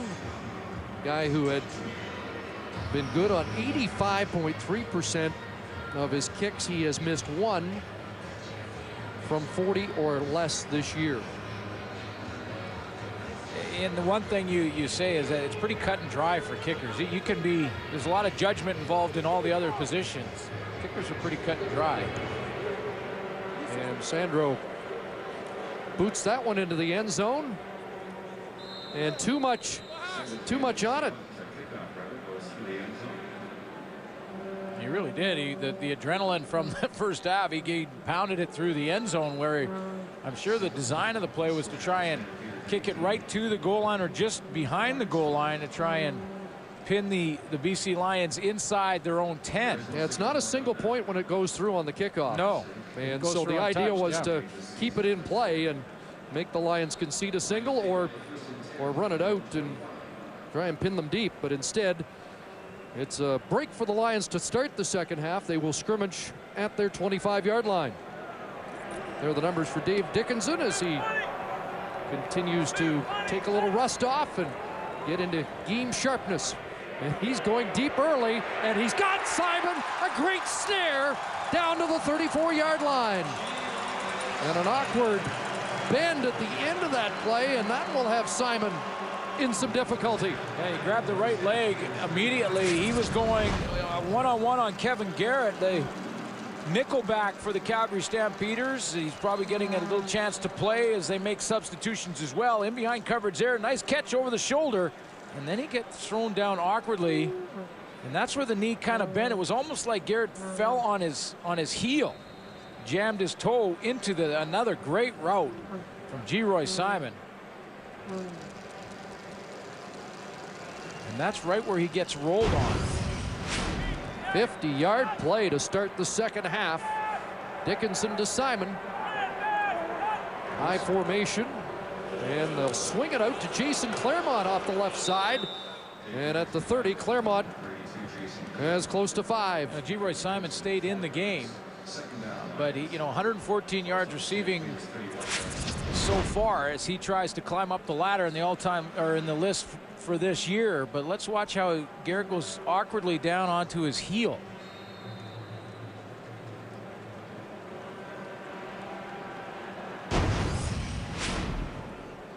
Looks like he has shaken that off. It's his 4th 100-yard game of the year. And now within 85 yards of the league lead. Dickinson on second down, dumps it off. A little shovel toss to Ian Smart. And a Lion first down. Lions have won 7 games in a row. Ian Smart, during those 7 games, has close to 800 all-purpose yards. By himself, Ian Smart is producing over 100 yards per game of offense, basically through returns. He gets a chance every now and then to be a running back, and he'll see a lot of action in the second half for Joe Smith. But big kick returns, over 80 yards, a couple over 50 yards in that 7-game winning streak. And a finalist with Dominique Dorsey from the Toronto Argonauts for the Special Teams Player Award. Well, based on the information we've had from Wally Buono, probably the rest of the way we'll only see Joe Smith in short yardage situations. And here's one of them here. Smith checking back in. These short yardage situations that Wally Buono wants to work on. Might see him down at the goal line if they are in that situation as well. So the jumbo team's on. And there is Smith getting a first down. Scott Coe moved up to make an adjustment. I believe it was to Terrence Patrick to get him lined up in a different position just before the snap of the ball, and that's right where Joe Smith attacked. Is it just me, or is this a over 30,000 crowd here in BC Place Stadium that is quietly watching this game? It's very quiet here. It's almost like, this stadium in that Western Final a year ago, the crowd became a factor. It really did. And it will be on November the 18th. Here's Dickinson looking for Bowden in the end zone and almost picked off by Kranz Clemens on the corner. As Dickinson underthrows his receiver, who was open.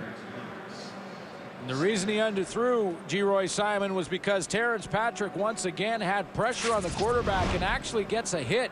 He's going to come from in here, and watch how he gets penetration through the middle here. Here comes 93 now, and just as Dickinson goes to throw, Terrence Patrick puts a little bit of hit and twists him, and that ball falls short. Clemens almost had a chance at the interception. Again, it's a makeshift offensive line. Rob Murphy did not start, and Jason Jimenez will not finish. And so there's been some pressure on Dickinson, who has Bowden open. Josh Bowden back inside. He'll be hauled down by Shannon James at the 17, short of the first down. So the big play to Geroy Simon at least gets the Lions into field goal range. And Jarius Jackson comes on as the holder for Paul McCallum. This is also an opportunity when you have your playoff position set. You know that going into the playoffs, teams are going to be watching this tape.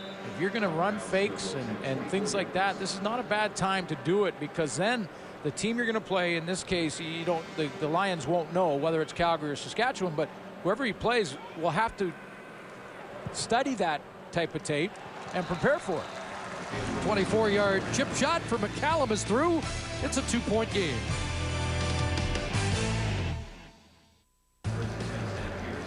Approaching the 4-minute mark of the third quarter. Stampeders go to work. Now with a 2-point lead, they will scrimmage at their own 35-yard line. Ben Sankey's been impressive tonight. And so is this guy off the right side. It's Simonton pushing the pile close to the 40 and 5 yards. You know, Jock Climby talked about the BC Lions defense and some of the tackling that's slipping a little bit. Baron Miles, he showed this flashback at the Edmonton game where Baron Miles basically did the same thing that we're seeing a little bit of, where he went right by Jason Tucker. This angle will show it quite well. He told me before the game, I asked him about it before this game tonight, and he told me, you know, I thought he was going to cross the middle, and I looked really bad. He said, I looked so bad that my wife, Jennifer, ripped me after the game for that play. That's serious heat. Yeah, and I said to him, you know, well, I know you took some grief in the meeting room from your teammates, and he said, oh, well, yeah, that goes without saying, but his wife, Jennifer, met him at the tunnel after the game. Like, she ran around from her seats, and she said, what was that? And he said, when I know when my wife is on me about missing a tackle, but it is, and why I make mention of it is because it is very difficult in a game that means nothing in the standings to the BC Lions for them to keep that intensity and that tackling up, because they don't want to get into any bad habits. Baron Miles is the all-star safety in the West, so that doesn't happen very often where he misses like that. So Jock was wondering why he was hurdling offensive linemen on a point after. That's why, because Jennifer said, interact in here. That's right. Ian Smart with the return, and it'll be Lion football when we come back.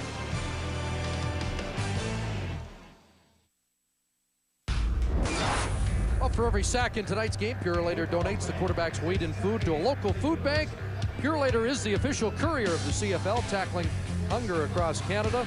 The Lions have added to their total. They'll finish first in the sack parade this season. That's right, the Calgary Stampeders and the BC Lions, last two teams to play, and Calgary is not catching BC. If they do, they're going to run out of quarterbacks quickly. But a great program again for Purolator. A lot of people that need that support and help are getting it because of this program. Ian Smart in at running back now for the Lions.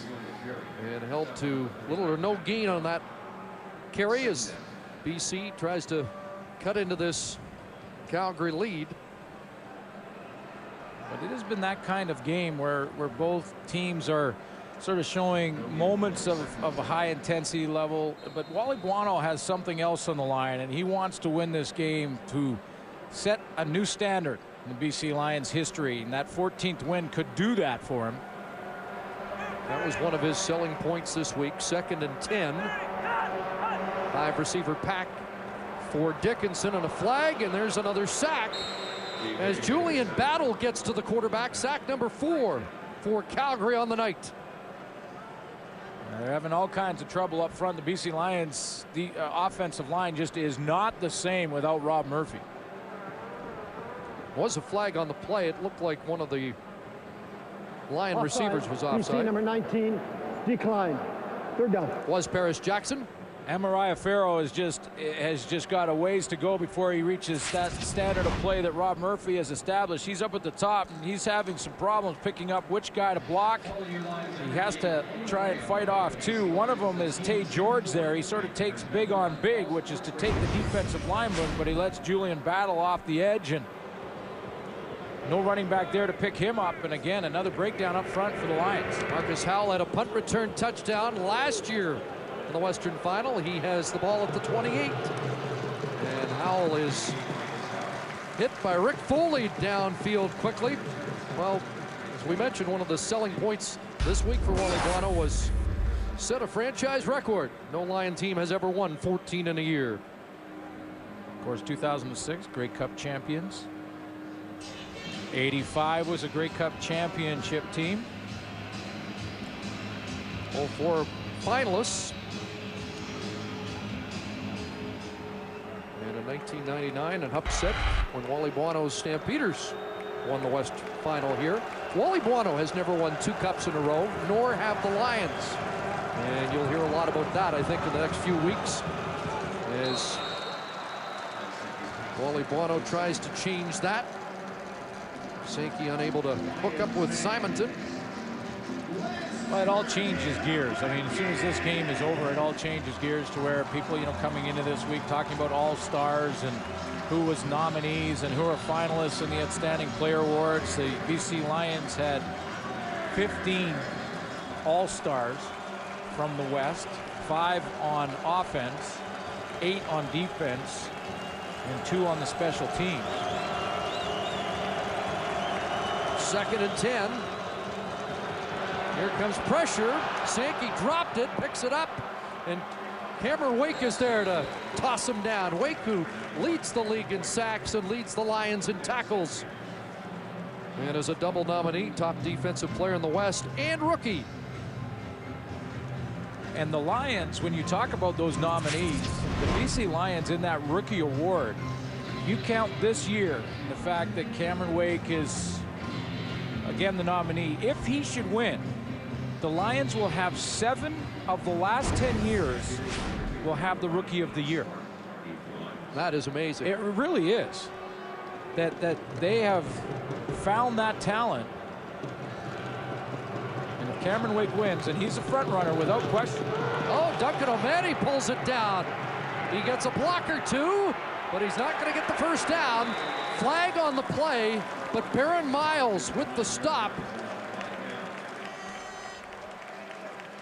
On the 3rd down play by Duncan O'Mahony. Now this is going to go against the Calgary Stampeders. Calgary, number 88, decline. Mike Benavides, the special teams coach, has him well coached up in that one because everyone took care of their responsibility for the Lions and held them short. So the Lions have great field position when we come back. Well, Duncan O'Mahony was pulled down short of the first down at the Calgary 39-yard line, and that's where the Lions will take over on downs. Take another look at that play in a moment.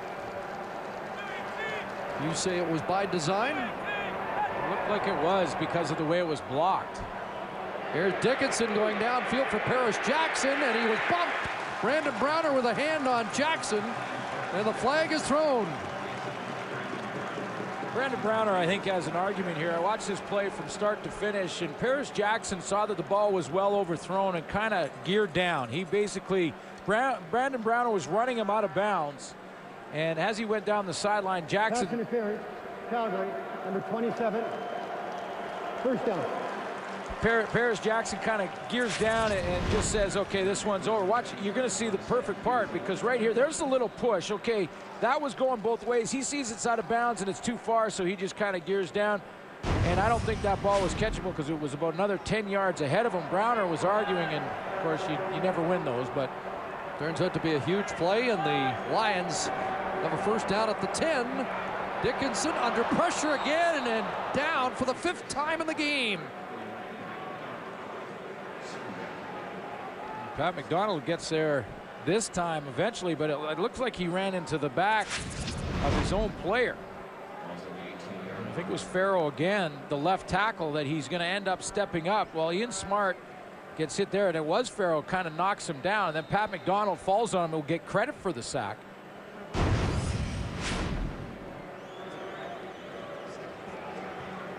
Not sure if it was T. George that might have got the shot in while being blocked by Farrell.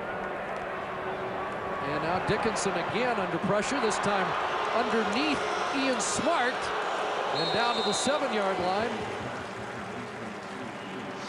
Well, the Lions will be lined up for field goal formation here, but there's the 2 special teams coach, Craig Dickinson, Mike Benavides, and I could look at Wes Lysak here. You could tell there that when Wes Lysak comes out here like this, he is looking to block someone. He's going to take off, he checks, then he goes out there. Now that looks like a design fake to me based on Wes Lysak's actions to get out to the outside there and make a block. And sometimes you just do that to make sure that the team you're playing next, in this case for Calgary, the Saskatchewan Roughriders, has to prepare for it.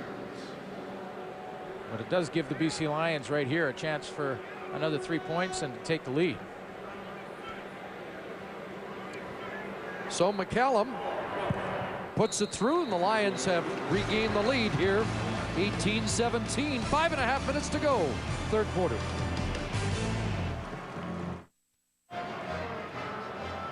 Wally Buono's team has the lead. We're going back to the sidelines at Farhan Lalji. Well, Chris, Dave Dickinson has been sacked 5 times tonight. One reason, this guy's not playing. Rob Murphy, let's talk first of all about your knee and how you're feeling. Oh, it's good. You know, if it was a playoff game, I'd definitely be playing. But, you know, that's a good thing about clinching first in our division. It gives me a chance to rest. I know Jason Jimenez is your buddy, but there was a play at the end of the half which a lot of people kind of raised their eyebrows about. How did you see the, you know, what Tom Higgins described as a cheap shot? Well, I just saw the kind of the tail end of the play. I mean, if it was a dirty hit, that's that's uncalled for. But if it's before the whistle, then it's a good block. So it's just a matter of when the whistle came into play. So like I said, I just saw the end of it. So thanks, Rob. We'll see you in a couple weeks. All right, thanks. Here's Ken Simonton on the return. And what an advertisement for Rob Murphy. He's not in the lineup for the first time this year. It's the first time that the Lions have allowed more than 3 sacks in a game. And in their last 13 games, they had given up just 17 sacks. No Murphy, 5 sacks tonight. Yeah, he's a difference maker. And that play, by the way, to Jason Jimenez, with the whole scuffle and everything at the end was after the half was basically over. So that's why we don't have a look at it. The half was over and we had our cameras getting ready for the halftime and everything else. So we just didn't have a shot of that. But take a look at that on the game film after. Tom Higgins got a look at it, and I don't remember the last time I saw Tom Higgins that upset. Very animated at the half with Farhan about the play. Offensive line coach Dan Durazio for this football team is a technician. He's one of those guys that is in before the sun comes up and leaves the office, well after it's gone down. And he's a technician that lights that edge. He promotes that edge from Rob Murphy, Jason Jimenez, and the rest of the group. Barrick Neely's in at quarterback, and his first pass incomplete. Neely, who was really forced into action, I think, before Calgary wanted to expose him to the BC Lions in their last visit here, when Achilles Smith came out of the game early and Henry Burris was on the injury list. Well, Achilles Smith had 45 yards passing. Neely in that game had 91 and really did look like deer in the headlights. But, since then he's had a chance now to take a step back, take a look at the film and himself in the game in the film, which is different than watching other players. And he's been able to watch Ben Sankey for a half. So he should be a little bit better prepared this time around. Duncan O'Mahony. This time we expect to just kick it away. And does. And draws a flag as there was contact on O'Mahony.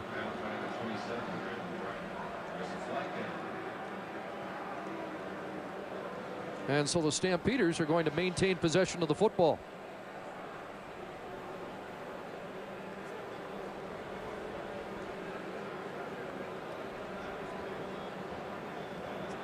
Contacting the kicker, BC, number 42, 10-yard penalty, first down. Markeith Knowlton contacting the kicker. Special teams working both ways now for the Calgary Stampeders. Let's take another look at this play. And CFL fans know it well now that when the kicker has his leg in the air, he's vulnerable and therefore can't be touched. Not much contact made, but enough to spin Duncan O'Mahony around, and that draws the flag. Not roughing the kicker, but contacting. But a first down. But Barrick Neely hands off, and Simonton brought down. Otis Floyd with another tackle. Another all-star for the BC Lions on defense. Otis Floyd, Floyd, one of 8 all-stars on defense. One of Wally Buono's go-to guys when they lost 2 straight here at BC Place Stadium. About mid-season, Buono went to a few of the veterans like Otis Floyd and said, time to step it up. And since then, 7 consecutive wins.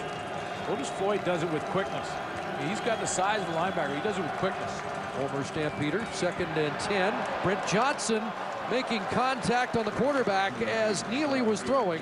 And the ball was a duck that falls incomplete. Yeah, I think you're right, Chris. You mentioned early in that first half that Brent Johnson, who's not an all-star for the Lions, and had 11 sacks in the season, and Wally Buono has said many times in the media here in BC that that Brent Johnson's had as good a year as he had last year. I mean, he got a lot more publicity, and he didn't maybe have a Cameron Wake on the other side with 16 sacks leading the Canadian Football League to sort of take some of it away. But Brent Johnson's played solid.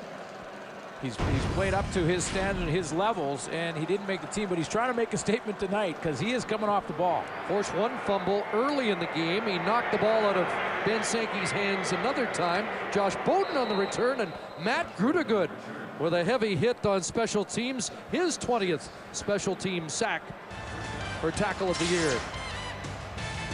TSN is your home for NFL Monday Night Football. Join us this Monday as the Baltimore Ravens take on the Steelers in Pittsburgh. Coverage starting at 7:30 Eastern, 4:30 Pacific. Here in Vancouver, less than 3 minutes to go, third quarter. And Gino Guidugli is now in at quarterback for the Lions. The guy who was brought in early in the season when the injury problem started to mount. And Guidugli tossing it to Claremont, who stretched out looking for the first down stick. And he's close at the 26. A very confident quarterback, a little different than the others that the BC Lions have, like a Dave Dickinson at 5'11". Buck Pierce is not a tall quarterback either. Gino Guidugli a little bit taller. He's 6'1", or 6'3", I should say. Guidugli, a Cincinnati Bearcat, as was Danny Barrett and Dave Ritchie. He's more of a pocket passer, although in the first play of the game, he goes out and runs bootleg. I talked to Gino Guidugli before the game. He said he's going to get probably third and the entire fourth quarter, so we get a chance to look at him through this fourth quarter.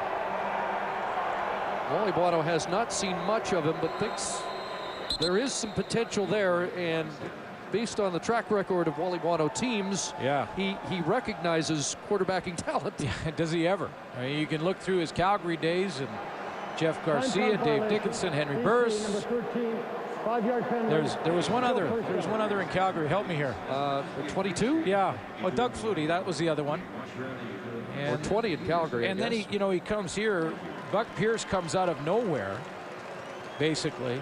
A walk-on tryout. Wally Buono recognizes that talent. And how about Jarius Jackson? There's Buck Pierce right beside Wally Buono. Time count violation, so it's 1st and 15. Pressure and another sack. As this Calgary Stampeder front has gotten to the quarterback, and there's Eddie Freeman, the newcomer in his first game for the Stampeders, getting to Gino Guidugli. You know, when we looked at those sack totals for the teams, and I basically gave the title to the BC Lions, maybe we should have waited, because they're starting to stack up quickly here. Freeman again in there in a backup role. He's going to rotate with Marcus Parker. Terrence Patrick's had a real good game here as well. So some encouraging signs for the Stampeders, albeit against a makeshift offensive line. Wide open, G-Roy Simon. Foot race. See ya. Wouldn't want to be ya. Touchdown, G-Roy.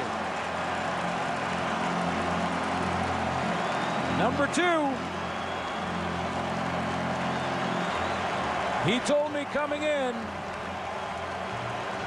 into the stadium tonight, I said, G-Roy, you have a chance. You have to have a big game to take over the title. Talk about a called shot. And he said, without hesitation, he turned and looked at me and said, it's going to happen tonight. 96 yards, and G-Roy Simon will finish with the most reception yards in the Canadian Football League in 2007. After a start in the first 8 games of just 388 yards, basically at the halfway point of the season, he's playing his best football in the second half, and he called it. And if memory serves me correctly, at one point, over a third of the way through, he was 22nd in receiving. He's now number 1. A pair of touchdown grabs tonight, and Guidugli with a 96-yard hookup. And you can see right now that the Calgary Stampeders are just bailing when they see G-Roy Simon running his routes, and he sees it. He is open right down the seam. And the great receivers just do not get caught from behind. And Gino Guidugli has a memorable first ever CFL touchdown pass. Put it out there for Geroy Simon to go after it.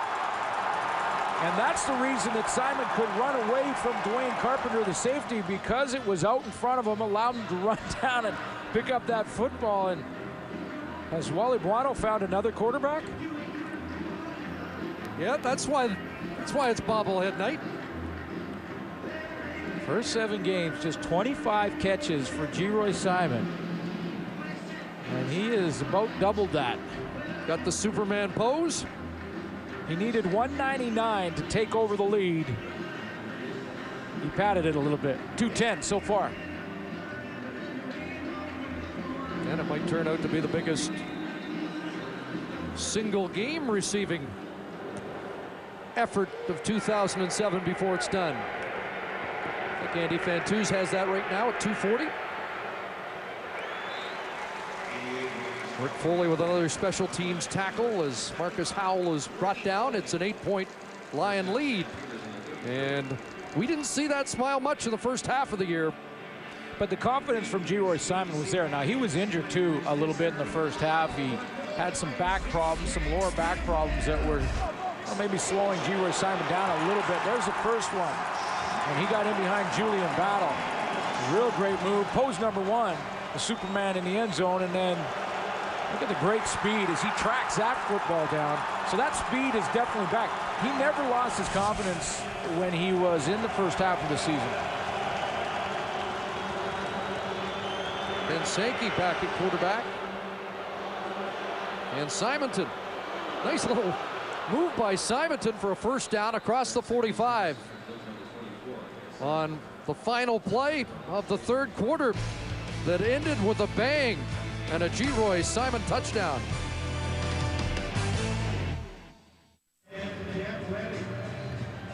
Well, there's Geroy Simon, who has now become the leading receiver in the CFL. Joe Smith is the leading rusher in the Canadian Football League. And here are our numbers through 3 quarters, brought to you by Rona, the Canadian how-to people. See the passing yards for the BC Lions. Their offense continues to roll along, even though they've used 3 quarterbacks during the year. They've used 3 quarterbacks here tonight, including Gino Guidugli, who throws his first touchdown pass to Geroy Simon, a beauty. And now they are, well, 15 minutes away from a franchise record 14th win on the year. Everything's clicking as long as they stay healthy, and that might be an issue here that we talk about in the fourth quarter. Yeah, and we'll likely see less and less of the Geroy Simons of the BC Lions if they can pad the lead a little bit more and try and cruise home to this victory, although I know the Calgary Stampeders certainly won't quit on this football game with a quarter to go. But you want to rest your starters now if you can, I think, if you're Wally Buono. And Brett Ralph, and that reverse snuffed by Mark Washington.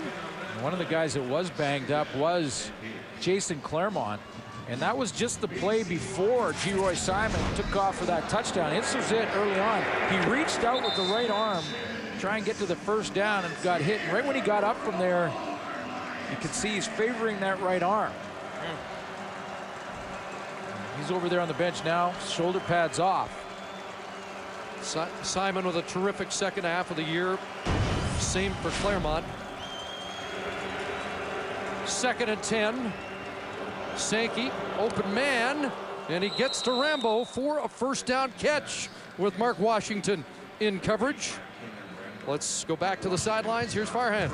Chris, I had a chance to talk to Jason Claremont and Lions trainer Bill Rochelt, and despite the fact he doesn't have his shoulder pads on and is getting treatment, the plan is for Claremont to go back into the game. He suffered a 3rd-degree shoulder separation a few years ago, and he just occasionally re-aggravates that injury. It's sore right now, similar to the type of thing that Buck Pierce is going to continue to experience throughout his career. So right now the plan is for Claremont to go back in. Geroy Simon, though, after he got his 210th receiving yard of the night, said, "I'm done. I told you guys I would get the record. That's it for me." Yes, the called shot. There's a nice grab by Copeland, and he's out at the 30-yard line, so the Stamps are coming right back here. But why would you put Jason Claremont back in Well, you know, one of the problems that you have is that if you're in the Canadian Football League is that the rosters are small. So, you know, you kind of run out of players, and you almost have to if you can. But I agree with you. I mean, if Jason Claremont is banged up, you don't want to have him take a shot. And if he favors one side or the other, does he put himself in a vulnerable position elsewhere?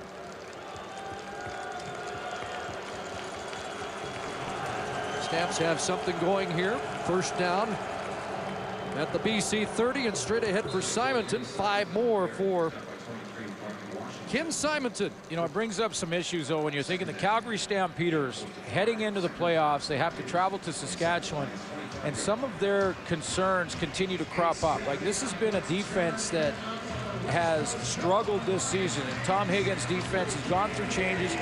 They've completely restructured their secondary a couple of times this year. Their secondary has given up some big yards again tonight, and that's the starting secondary. There's no changes back there, and no resting of veterans. In fact, they don't have many veterans. 2nd and 6 out of crosser to Thelwell, and Ryan Thelwell close to the first down. There is a penalty marker on the play, and it's going against BC. Roughing call on the quarterback. Yeah, Ben Sankey went down. I know Cameron Wake was in the bottom of that pile. Tyrone Williams wasn't far away. 68 tackles coming into this game tonight for Williams. BC number 91, half the distance to goal line. First down. So it is Wake. 69 tackles coming in for Cameron Wake. Not sure what their totals are here tonight, but he's right at the top of the line, comes around the corner.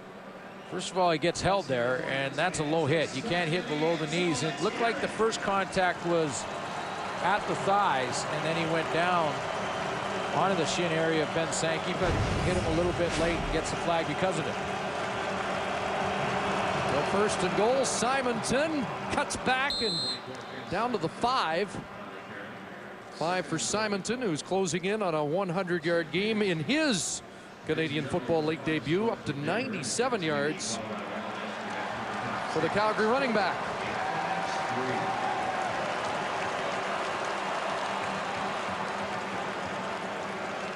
Interesting, if Calgary can convert this to a touchdown and get a major here, they'd be 2 points back of the Lions. With Tom Higgins, you're never go for 2 unless it's inside of 2 minutes rule. Yes, he stuck to his guns even after last week's game when they came up a point short. Did not go for a 2-point convert with 4 minutes left. 2nd and goal. Sankey, end zone, touchdown, Copeland. And Jermaine Copeland has his 10th touchdown catch of the year. One of the advantages in the Canadian Football League, and one of the differences between Canadian Football League and the National Football League, is the size of the end zone. And Jermaine Copeland takes advantage of it, because even though you're on the 5 or 10 yard line, you could still run a straight go route in the Canadian Football League, and that's what Copeland does. He just takes off. You got 20 yards of end zone to work with, plus the 10 yards. So that's a 30-yard throw right down on the goal line from Ben Sankey. Didn't go for 2 with 4 minutes to go. He won't with the 11 minutes left, but Ben Sankey celebrates a touchdown pass to Jermaine Copeland. So there's a tie for the league lead in touchdown receptions in 2007. Jermaine Copeland has just joined teammate Kenyon Rambo and DJ Flick of the Saskatchewan Roughriders. 10th touchdown catch. Taking advantage of the dimensions of the Canadian Football League field, he uses every foot of that end zone. Stampeders offside on this kickoff. John Cornish was a step ahead, and it's one of the reasons he's the first man downfield. The new Westminster product, who we might see at running back in the 4th quarter. And another flag is Jermaine Copeland cold? I was wondering about that. Or is he just preparing for a playoff for game Mosaic Stadium in Saskatchewan?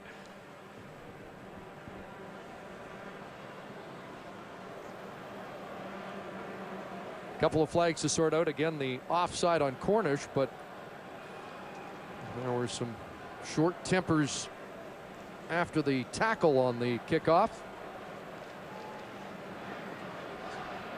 You know, get back to Jermaine Copeland. You know, last year he had a tough year, and in fact, he was on the bubble coming in the Calgary Stampeders organization this year. In fact, he thought he might not have a job. He kind of really toned down the celebrations and all the stuff after the fact, and he just got back to the serious business of running routes and catching the football. Calgary, number 6, number 9. Major foul, necessary roughness. Calgary, number 32. The penalties, 20 yards, will be applied on the kickoff. Re-kick. So 20 yards pushed back on this kickoff that will be redone as Kranz Clemens and John Cornish were called on separate infractions. Tonight's 50-50 winner is John. But Copeland, Rambo, Nick Lewis back, Henry Burris. Saskatchewan Roughriders defense will have its hands full in the Western Semi. That could be a very exciting Western Semi. I mean, Kerry Joseph having a great year offensively for the Saskatchewan Roughriders. You know, a lot of different scenarios can happen, and the weather could be a factor in Mosaic Stadium, and who knows what kind of weather the two teams will get for that playoff game. But both teams have the potential to put up big numbers on the scoreboard. And Calgary Stampeders, I've felt over the last half of the season, has been a team that can really play offense and score with anybody when they have all their starters going. And Henry Burris, who's averaging well over 300 yards passing in the second half of the season when he has a chance to play. Now, he's missed a couple in there, but when he's played, he's been over 300. DeAngelis kicking from his 15. Good boot. Drives Ian Smart back to the 25-yard line. And Smart across the 50. And finally brought down at the 40-yard line. Stampeders think they've come up with the football. They're trying to convince the officials. We'll take another look at it. Smart just looks like he's going to go to the wide field. Then he cuts back to the short side. And does that ball come out before he goes down? Ball is out, and who touched it last? The Stamps claiming they did. There's the strip by Grudegood, and then off his helmet. It might have gone off the count. Yeah. The first strip there from Grudegood does not constitute possession of the football going out of bounds, but the last to touch it is, and it looked like he headed that out of bounds. So the challenge flag has been tossed by Tom Higgins. And Ken Lazarick will go under the hood to take a look.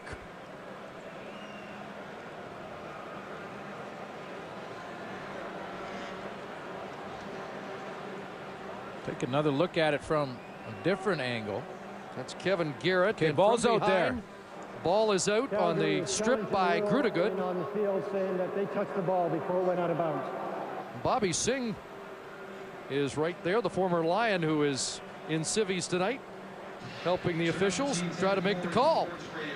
And there is the ball off the helmet. Last touch by a Stamp. That was a good return by Ian Smart, but Matt Grudegood, you know, he never quit on the play. Tremendous hustle to catch up and strip the ball in the first place. Grudegood, the University of Southern California product. And despite the miscue by Smart, one of the assets that the Lions have really enjoyed this year, Smart leading the league in all-purpose yards. So there's another category leading the league in. Came into the game with 2,290 all-purpose yards. Yeah, it's not a fluke when you win 13 games. And the nominee from the West up against Dominique Dorsey. That'll be an interesting. Yeah, that'll be an interesting one. And Smart was consistent all year. Dorsey really came on and had the, I think, 3 kick return touchdowns later in the season. Yeah, he's had more of those breakout big plays where he scored touchdowns. I think Smart has 1 punt return touchdown this year. He had an 81-yarder here against the Edmonton Eskimos a few weeks back. But you know, the Smart gets him in the consistency. Dominique Dorsey, you know, in the second half has made the big play, the big game-changing play with those touchdowns. So that'll be an interesting vote. That's one category that goes right down to the wire. And it looks like this review is going to go right down to the wire also.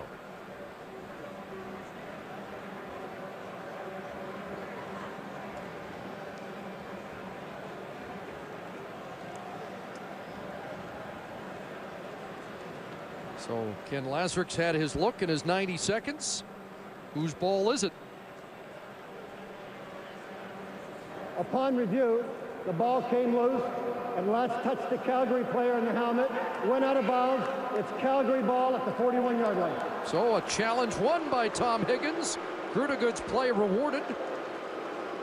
And despite the big return by Smart, it's Calgary football with 10:42 to go. Well, the right call was made. You could clearly see that it went off Grudegood's helmet. And out of bounds, and Smart was in bounds when the ball was stripped from him, because that's the other thing they could look for to see if whether or not Ian Smart had his foot on the sideline before the ball came out, but he didn't. He was well in bounds. Calgary gets the ball back. And that's what instant replay is for. So Ben Sankey back to work, a pump, and now throws to Thelwell.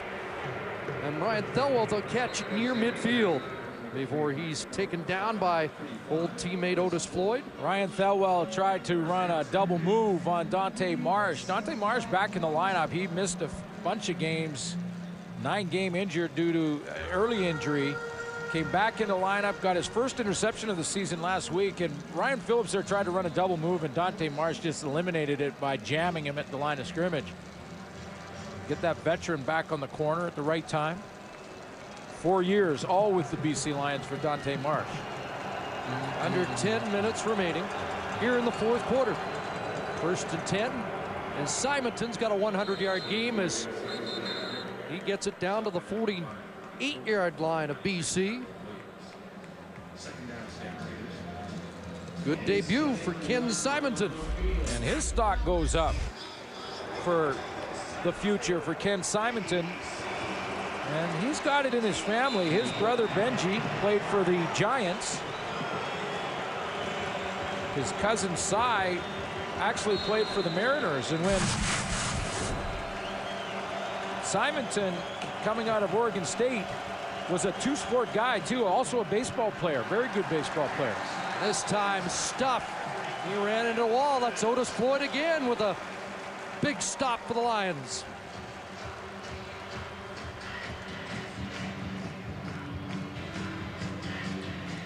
But 105 yards rushing for Ken Simonton, just like Fred Reed playing for Charles Roberts last night for the Winnipeg Blue Bombers had a big night. Fred Reed opened some eyes last night, didn't he?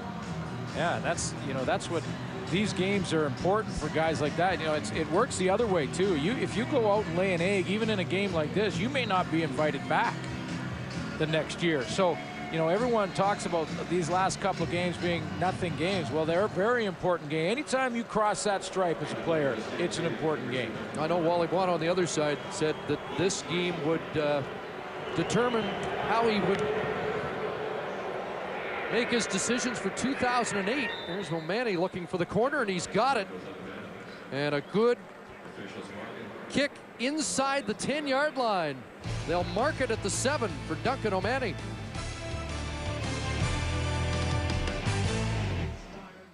G-Roy Simon has touchdown catches of 48 and 96 yards, but it's just a 1-point BC lead as they start from their own 7 with Guiduli out of the backfield. And there's Alexis Boingue with the catch.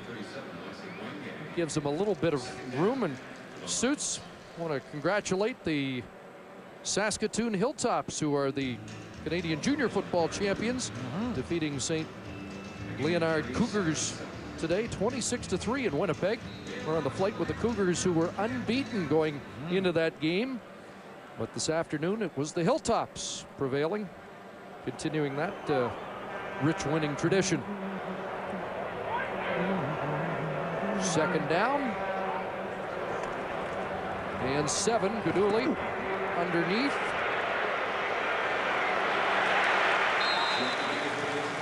And a 1st down catch. There's Ortiz with his first CFL catch. In for Corey Rogers, Robert Ortiz, crossing route for him, and The assignments don't change. If he just plays the Corey Rogers spot, and in that kind of play, he's going to do the crossing route. Pretty good running after the catch, a couple of yards, yak yards. I was thinking about him when we mentioned that Wally Buono is using this game as part of his evaluation process. Yeah. When he sits down in December and says, who's coming to camp in 2008? Wally Buono said this game would be telling. So Ortiz with a catch after a drop earlier. Let's go to the sidelines, and here's Farhan Lalji. Well, Giro, I'm not sure if you're a gambling man or you play the lottery, but you might want to start because you just called your shot. Tell us about it. First, earlier today, I told Glenn that I was going to catch him and get the lead. And then I told you about 7 or 8 weeks ago that now that I'm healthy, we'll sit and talk about how many 100-yard games I'll have. Yeah, I mean, it's amazing when you look at where you were earlier in the season. Nobody could have imagined it, but you still believed. Yeah, I mean, I believe in my ability. I believe in my teammates.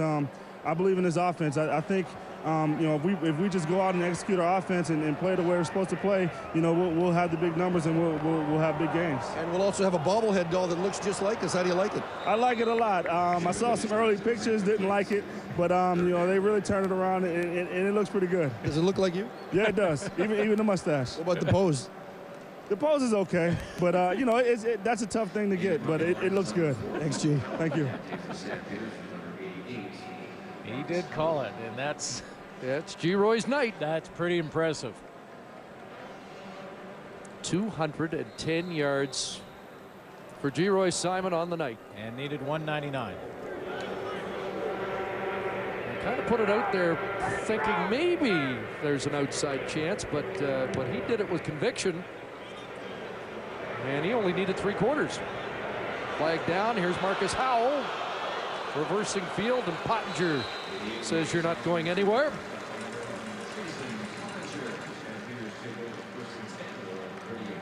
And a flag down at the snap of the ball. Looks like it's going to go against the Calgary Stampeders. Like a holding call somewhere along the line of scrimmage. You know, and having said all that, and G. Roy Simon's big night, Calgary Stampeders are just a point away from changing an ugly trend here in BC Place. Holding, Calgary, number 26, 10-yard penalty, first down. So the holding call against Rob Cote. Calgary football when we come back.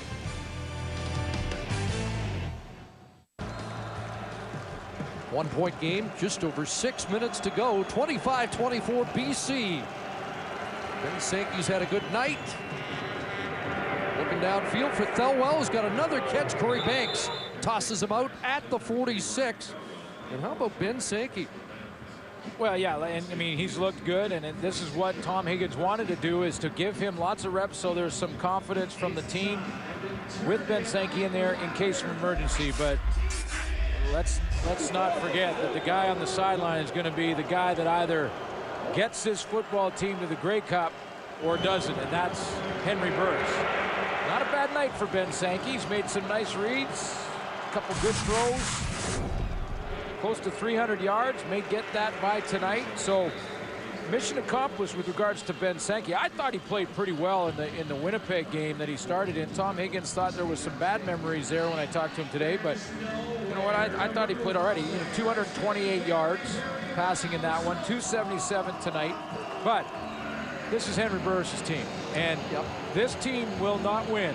This team is going to go on the shoulders of that man right there. They can still take that run and get there, and it'll be up to him how Henry Burris plays. More so, I think, at the quarterback position than any other team in the playoffs right now. By the way, 24 touchdown passes in his last 7 games, so he's red hot. But look out, there's Otis Floyd, who's had quite a second half, a dominant second half for the linebacker Otis Floyd, the former Calgary Stampeder. Well, Ken Simonton, the running back and rookie in the lineup, has done a nice job running the football, and now he has to have a chance to see what it's like to try and block an all-star linebacker.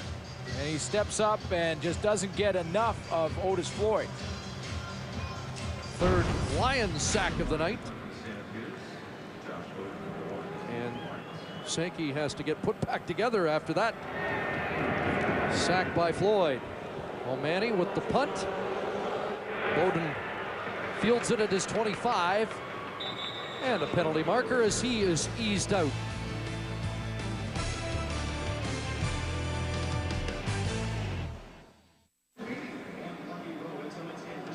Legal block on Ryan Phillips, so the Lions will start inside their 20. I know there was lots of time left, but let's go back to the fact that they didn't go for 2, and it remains a one-point game. It is fodder for discussion. Tom Higgins says he won't go for 2 unless there's less than 3 minutes left in the game. I can't argue that there's lots of time here, but whoa! Kevin Garrett nearly had 6. And instead, it's just an incompletion. Kevin Garrett was beaten earlier, comes back. He's getting a chance to play as Tom Higgins continues to rest a lot of his starters out there, but you're not going to get a better chance than this. Guidugli on the roll. The timing is off because you can see his intended target had to put the brakes on to come back, so the timing is off. And you won't get a better chance than Garrett got right there. Just didn't hang on. 2nd and 10 for Guidugli. Without Simon or Claremont. And that pass caught by Ortiz. So Ortiz got a little confidence now, and his 2nd catch here in the 4th quarter. I think that throw is an example of what Wally Buono was talking about from Gino Guidugli, and he said that Gino Guidugli has the swagger that he likes. It's not cocky. He's got a swagger that he shows his confidence, and he showed it there with the roll and the throw into traffic. I mean, and I mentioned earlier as he found another quarterback. Gino Guidugli is going to have to play a lot more and show a lot more and show consistency over time and everything else to get into any type of echelon like the Garcias and Dickinsons and all the guys that Wally Buono's, working with. Well, that play comes back on a hold. And has worked with. Didn't get a number, but it negates a pretty good play from Guidugli to Ortiz. And it's 2nd and 20.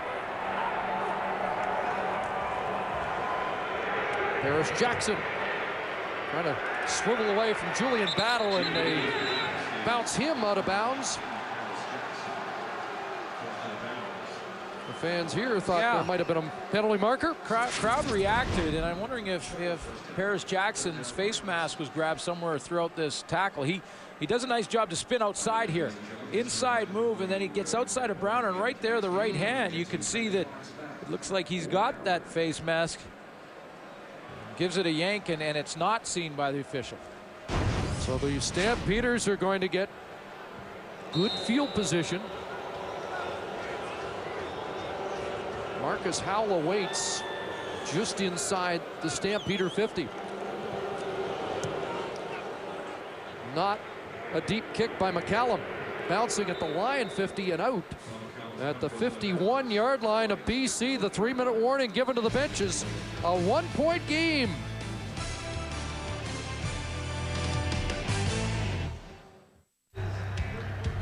Tonight's game story brought to you by Sport Check, your Under Armour headquarters. I think the most interesting story of the game was the Geroy Simon. He came in needing 199 yards to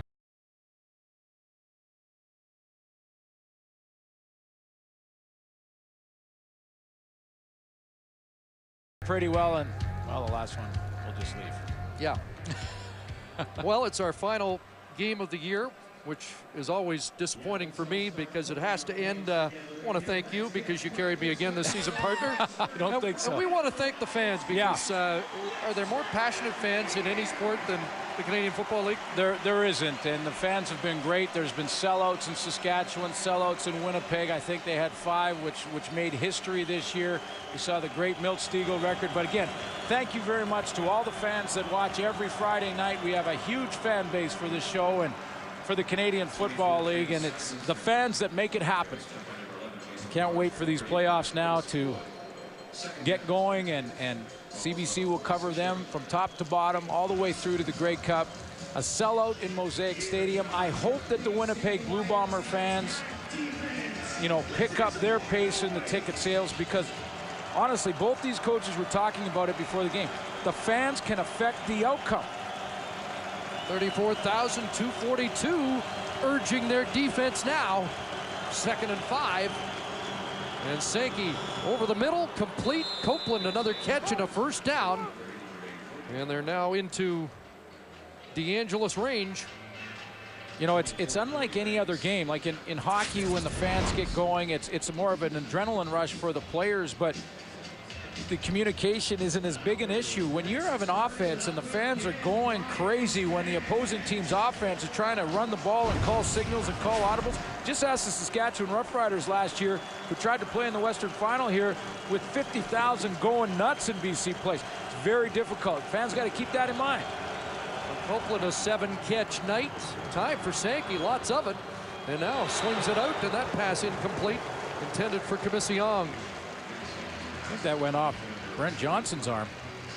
Well, Jay McNeil, we salute you for an exceptional career that will come to an end with this postseason.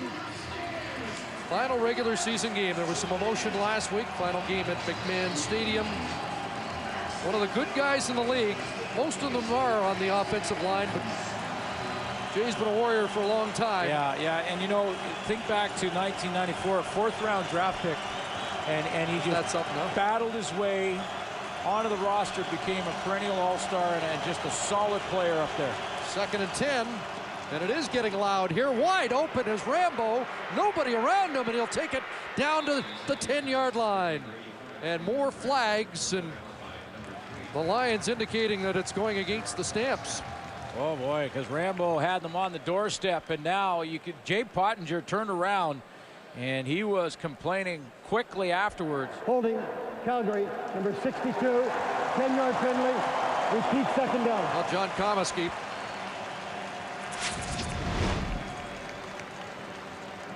And let me just show you Pottinger right there, number 11.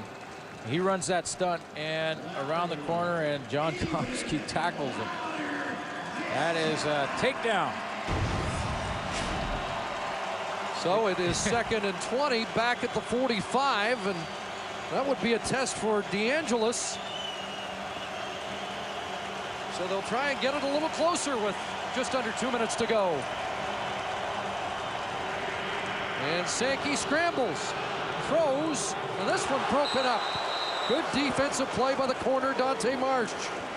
Well, Dante Marsh bails out Brent Johnson. Brent Johnson off the edge, lost containment. Ben Sankey got outside, and that's where it's a difficult situation for the defensive backfield, because when the quarterback's outside, he's got the option to either run or throw the football. I thought he might have run. And maybe if he runs, he gets there. But you see that Dante Marsh hung with Ryan Thelwell on the outside and bails out either Otis Floyd or Brent Johnson, depending on who was responsible for contain on that play, but both were caught inside. Minute 45 left. DeAngelis stays on the bench. No 52-yard attempt. They're going to try and pin the Lions again. And this ball bouncing down to the 16 and misplayed. And the Lions get on it. And they're still fighting for it.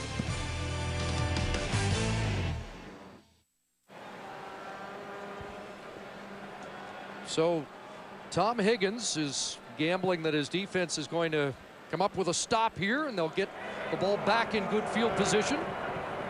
Here's Guidugli, play action, and Adam Nicholson drops the ball, looking for his first CFL catch. A flag thrown on the hit. There's the rookie Nicholson out of the University of Ottawa, a North Bay native. And I'm not sure who the DB that is that hits Nicholson at the end of this play. But they talked about this before the season, that if a receiver is defenseless after the fact, you can't run through him. Calgary number 41, 15-yard penalty. Sean Manning. First down. We're seeing FX product. And that's a costly penalty to be sure. Well, it gives the Lions a lot more breathing room, number one, but takes valuable seconds off the clock, because the strategy for Tom Higgins when he punts the ball is that he has to get the 2 and out. And now it's the next 2 is almost a must stop. One more first down, and that should do it.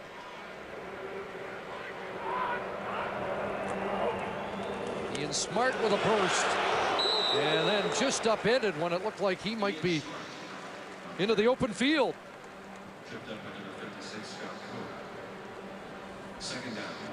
Smart, the change up in the backfield for the power running of Joe Smith.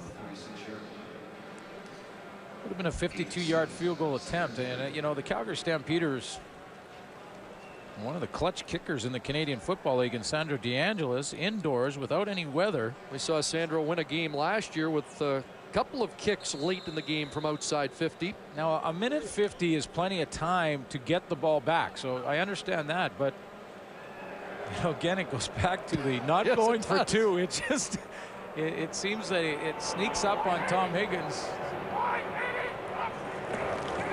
There's a big defensive play there. A stuff by Trey Young. Well, he was and so another quick. penalty marker. See what the marker is, because Trey Young was very quick in that backfield. Was he offside or was he drawn offside? It was 2nd and 3. Does this give BC a first down? Calgary, number 77, 5-yard penalty. Tate George was offside. So back-to-back first downs by penalty. Tate George is right there beside him, and Trey Young slides through the line. Well, he must have lined up offside. Didn't look like he jumped early, or maybe he flinched when Trey Young was that close. Down to a minute left. And here is Smart into the secondary. We've got another penalty marker, however. Well, you know, let's go back to the play before too. I want to look at this offside again. It was very close. It's a big play. I mean, there's Trey Young there. You can't really see. Right there is Tate George. As he doesn't look lined up from this angle, though we're not right at the line, but BC, he sure didn't look like he jumped. 4 yards gain, 10-yard penalty from point of last scrimmage. Repeat first down. Now this one's going back a holding against the BC Lions. So it'll be 1st and 20. Back to the 31-yard line. But the concern for Tom Higgins is not this penalties back and forth and the movement of the ball back and forth due to penalties. His concern is the number way over to the right of your screen at the bottom, that 55 seconds. When it started, it was like 1:48 when he punted the ball. He's lost almost a minute.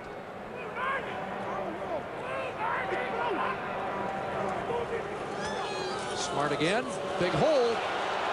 And just tripped up by Brandon Browner. Again, it looked like Smart was just a step away from busting it.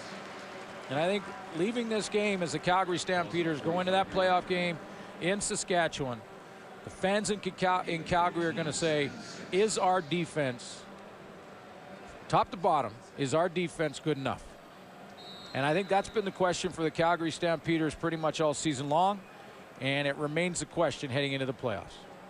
9 of 18 games, they have allowed 30 points or more, 4 times 40 points or more. 2nd down, Smart again. And he'll be stacked up, drop the ball. Calgary's got it. So the Stampeders are on it. Terrence Patrick, who's had a good night, yeah, he has, comes up with the football with 22 seconds left. You know, I was going to say that after talking about that question mark about the defense for the Calgary Stampeders, if they ride the wave of Terrence Patrick in the way he has played in this game, that may be the leadership they're looking for. He comes around the corner to force Ian Smart to the right side of the formation, then falls on the football with just tremendous hustle, and it gives the Calgary Stampeders a chance here. Tate George, who had been called a costly offside, knocked the ball out. Patrick's on it. 22 seconds left for the ball on the line, 42. So right now it'll be a 49-yard DeAngelis attempt. And suddenly it gets loud here to disrupt this Calgary offense. And again, Sandro DeAngelis has not missed from under 40 this year. So 10 yards, you think, and Calgary could walk out of here with a win. 10 yards and closer to the middle, possibly, and get off the hash mark. But one running play for the Calgary Stampeders. And we talked about Brent Johnson maybe upset he wasn't picked an All-Star. Yeah. DeAngelis has a forum here to show you why he deserves to be a Western All-Star.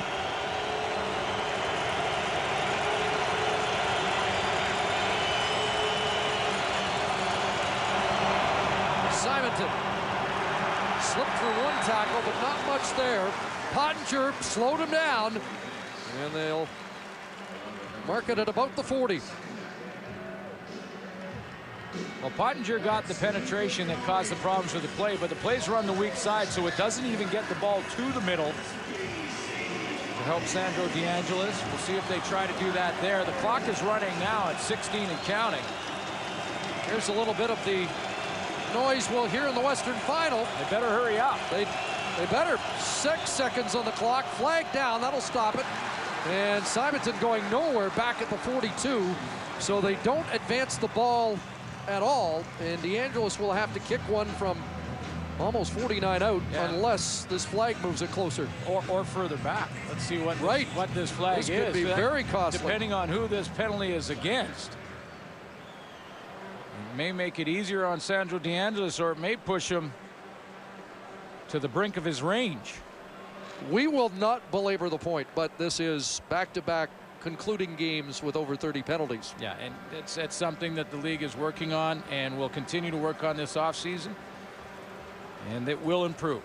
There's more money going towards officiating, and overall the officials, I still say, work real hard at it, and they believe me, they're working at getting it right. That's what instant replay is for. I think that's been a great addition to the Canadian Football League over the last 2 years, and the league is continuing to work on improving this area, but 30 is too many. Procedure against Calgary, left guard, not being motionless for 1 second. The 5-yard penalty, still second down. Timekeeper, please reset the clock to read 6 seconds. 6 seconds. Go back to 6 seconds. So it's second down over, but I don't think they have time to run one more play. No. So it's going to be a big one for DeAngelis. They passed on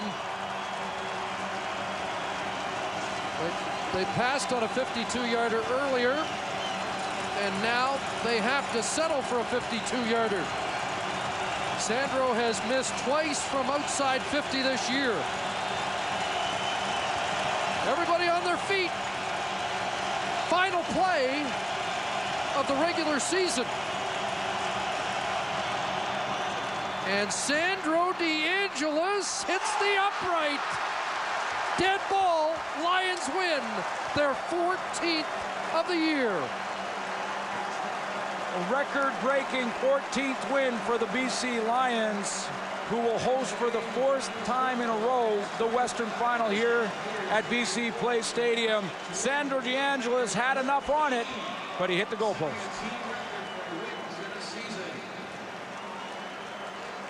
So Wally Buono has a franchise best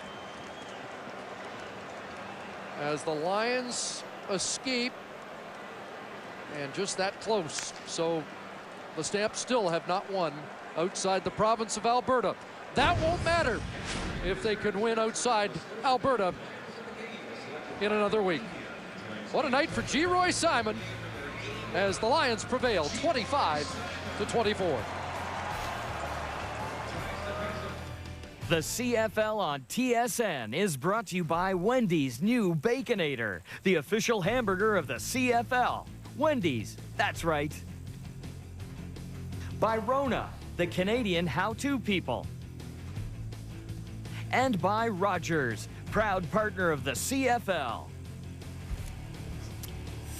Well, time now for the last TSN turning point of this regular season, and you just saw it. A 52-yard field goal attempt for the win on the last play of the season. And it doesn't get much closer than this.